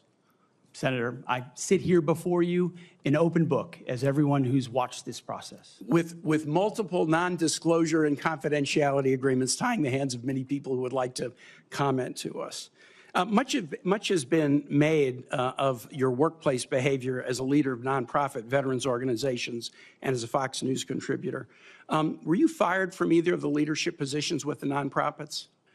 I was the leader. I was the CEO of Concerned Veterans for America and the executive director of Vets for Freedom. Were you fired from either and I of was them? never fired from a veterans organization. Do you have non-disclosure agreements with either of those organizations? Not that I'm aware of, Senator. Many of your work colleagues have said that you show up for work under the influence of alcohol or drunk. I know you've denied that, but you would agree with me, right, that if that was the case, that would be disqualifying for somebody to be Secretary of Defense. Senator, those are all anonymous false claims, and the totality they're not anonymous. The letters We've on the seen, record here. They're not anonymous. On the record, people we've seen records with names Vets attached for Freedom, to them. Concerned Vets for America, and Fox News One of attributing to me your colleagues working said, hard every day on behalf of One of my your mission. colleagues said that you got drunk at an event at a bar and chanted, "Kill all Muslims." Another colleague, not anonymous, we have this, said that you took coworkers to a strip club. You were drunk, you tried to dance with strippers, you had to be held off the stage, and one of your employees in that event filed a sexual harassment charge as a result of it. Now, I know you denied these things, but isn't that the kind of behavior that, if true, would be disqualifying for somebody to be Secretary of Defense? Senator, anonymous false charges. They're not anonymous. And I'll just conclude and say this to the chairman. You claim that this was all anonymous. We have seen records with names attached to all of these, including the name of your own mother. So don't make this into some anonymous press thing. We have seen multiple names of colleagues consistently throughout your career that have talked about your abusive actions, Chairman, attitudes, I think he's words, over and his time. statements He's to way women. over his time. I now yield. And thank you very much. I now ask unanimous consent to enter into the record a family court order concerning the appointment of parenting time between Mr. Hegseth and Mrs. Samantha Hegseth. It states that there were no claims of domestic abuse or probable evidence of abuse in the relationship. Without objection, that will be added to the record. Distinguished ranking member. Just a point of personal privilege to make a correction. The reason that General Austin required a waiver was not because of his participation in a corporate enterprise. It was because he did not have 7 years of interruption between his service and his appointment.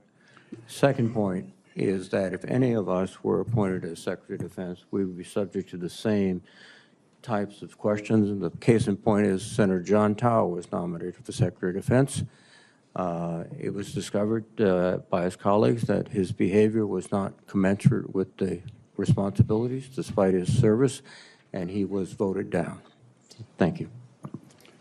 Thank you, Mr. Chairman. Senator Duckworth, you are recognized. Thank you, Mr. Chairman. And also, Secretary Mattis had to have this waiver as well.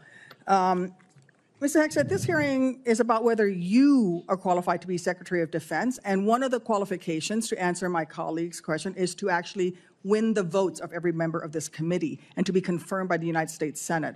And you need to convince us that you're worthy of that vote, because the people of the state of Illinois voted for me to be their senator so that I could cast that vote when it comes to picking who is going to be the next Secretary of Defense. This hearing now seems to be a hearing about whether or not women are qualified to serve in combat, and not about whether or not you are qualified to be Secretary of Defense.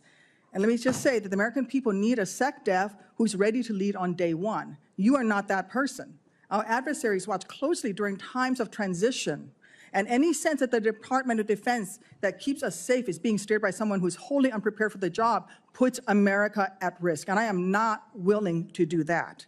With that in mind, Mr. Hegseth, I want you to try to explain to the American people, this committee, who have to vote for you, and to our troops who are deployed around the world, why you are qualified to lead the Department of Defense. We already know that you've only led as large as a 200-person organization. We already know that you so badly mangled a budget that after you left, they had to bring in a forensic accountant to figure out what went wrong, and that the largest budget you ever managed was about $18 billion.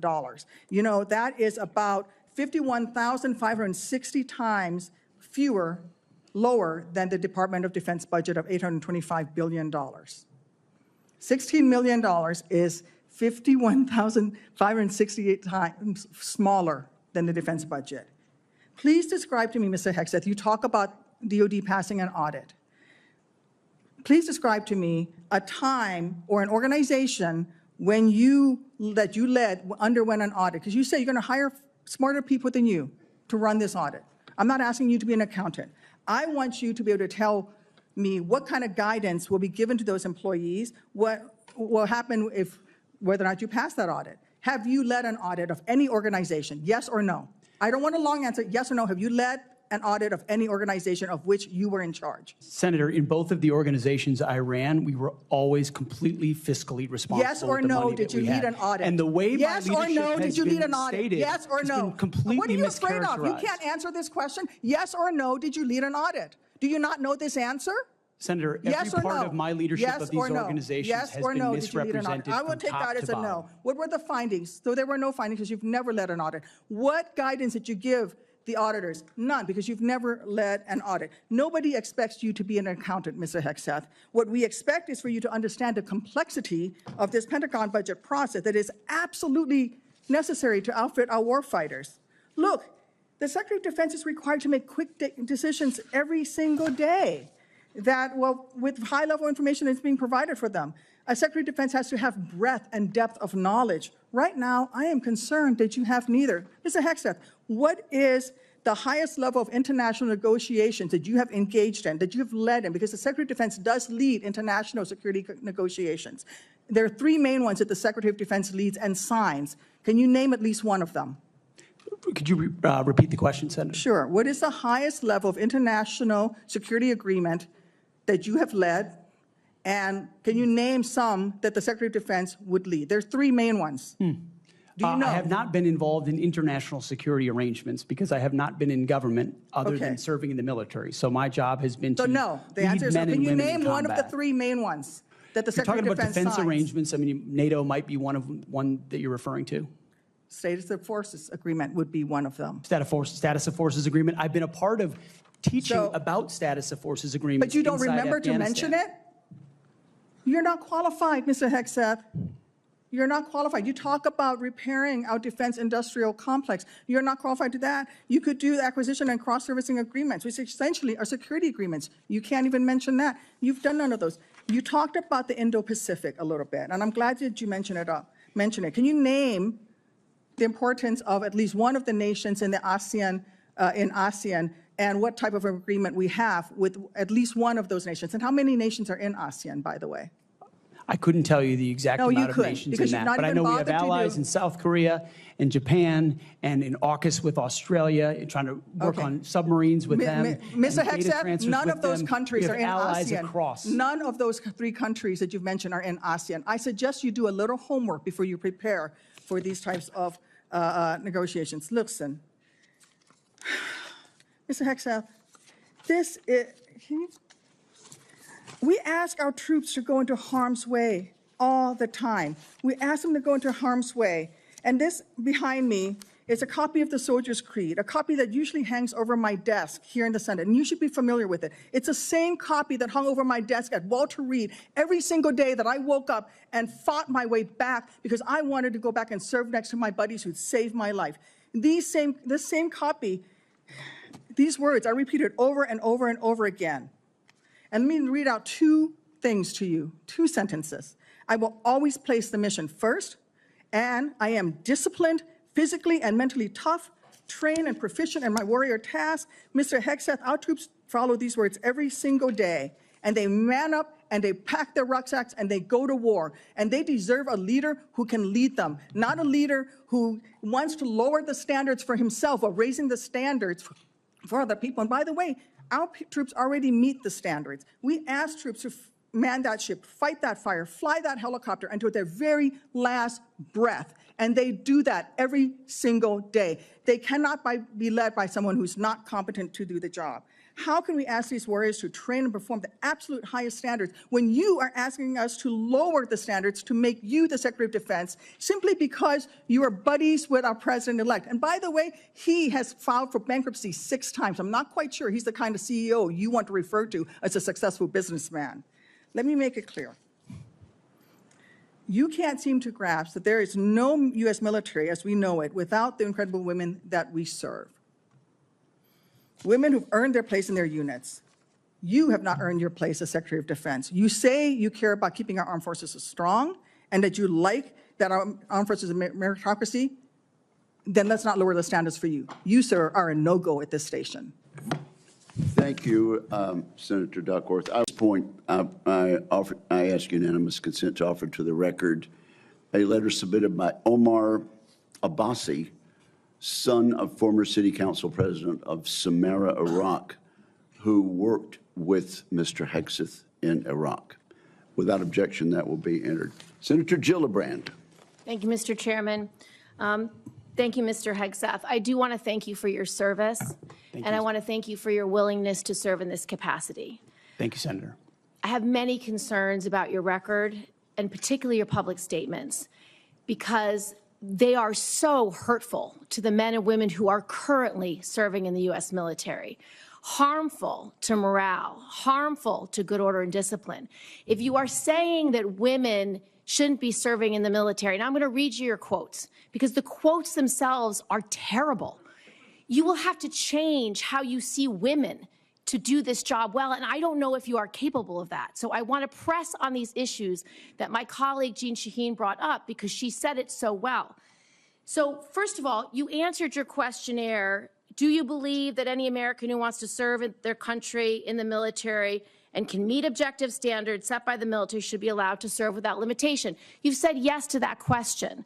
But then in all of these other circumstances, you've denigrated active duty service members. We have hundreds of women who are currently in the infantry, lethal members of our military serving in the infantry, but you degrade them. You say, we need moms, but not in the military, especially in combat units. So specific to Senator Cotton's question, because Senator Cotton was giving you layups to differentiate between different types of combat. And specifically, as Secretary, would you take any action to reinstitute the combat arms exclusion for female service members, knowing full well you have hundreds of women doing that job right now? And the standards, your 2-mile run, Tom, is about the Army Combat Fitness Test. It is not the requirements to have an MOS 11 Bravo, which is the infantry. These are the requirements today for people serving in the industry, men and women. They are gender neutral, and they are very difficult to meet. They have not been reduced in any way, and our combat units, our infantry is lethal. So please explain specifically, because you will be in charge of 3 million personnel. It is a big job. And when you make these public statements, and I get you were not Secretary of Defense then, I get you were on TV, I get you were helping veterans, I get it was a different job. But most recently, you said this in November of 2024, knowing full well you might have been named as Secretary of Defense. So please explain these types of statements, because they're brutal and they're mean and they disrespect men and women who are willing to die for this country. Well, Senator, I appreciate your comments. And I would point out, I have never disparaged women serving in the military. I respect every single female service member that has put on the uniform, past and present. My critiques, Senator, recently and in the past, and from personal experience, have been instances where I've seen standards lowered, and you mentioned 11 Alpha, 11 Bravo, MOS, places in units, and the book that has been referenced multiple times here, The War on Warriors. I spent months talking to active duty service members, men and women, low ranks, high ranks, combat arms and not combat arms. And what each and every one of them told me, and which personal instances have shown me, is that in ways direct, indirect, overt, and subtle, standards have been changed inside infantry training units, ranger school, infantry battalions, to ensure that Give me one commanders meet example. Please give me an example. I get you're making these commanders generalized meet statements. quotas to have a certain number of female infantry officers or infantry enlisted, and that disparages those women who are Commanders do incredibly not have to capable meet of meeting quotas that for the infantry. standard. Commanders do not have to have a quota for women in the infantry. That does not exist. It does not exist. And your statements are creating the impression that these exist, because they do not. There are not quotas. We want the most lethal force. But I'm telling you, having been here for 15 years, listening to testimony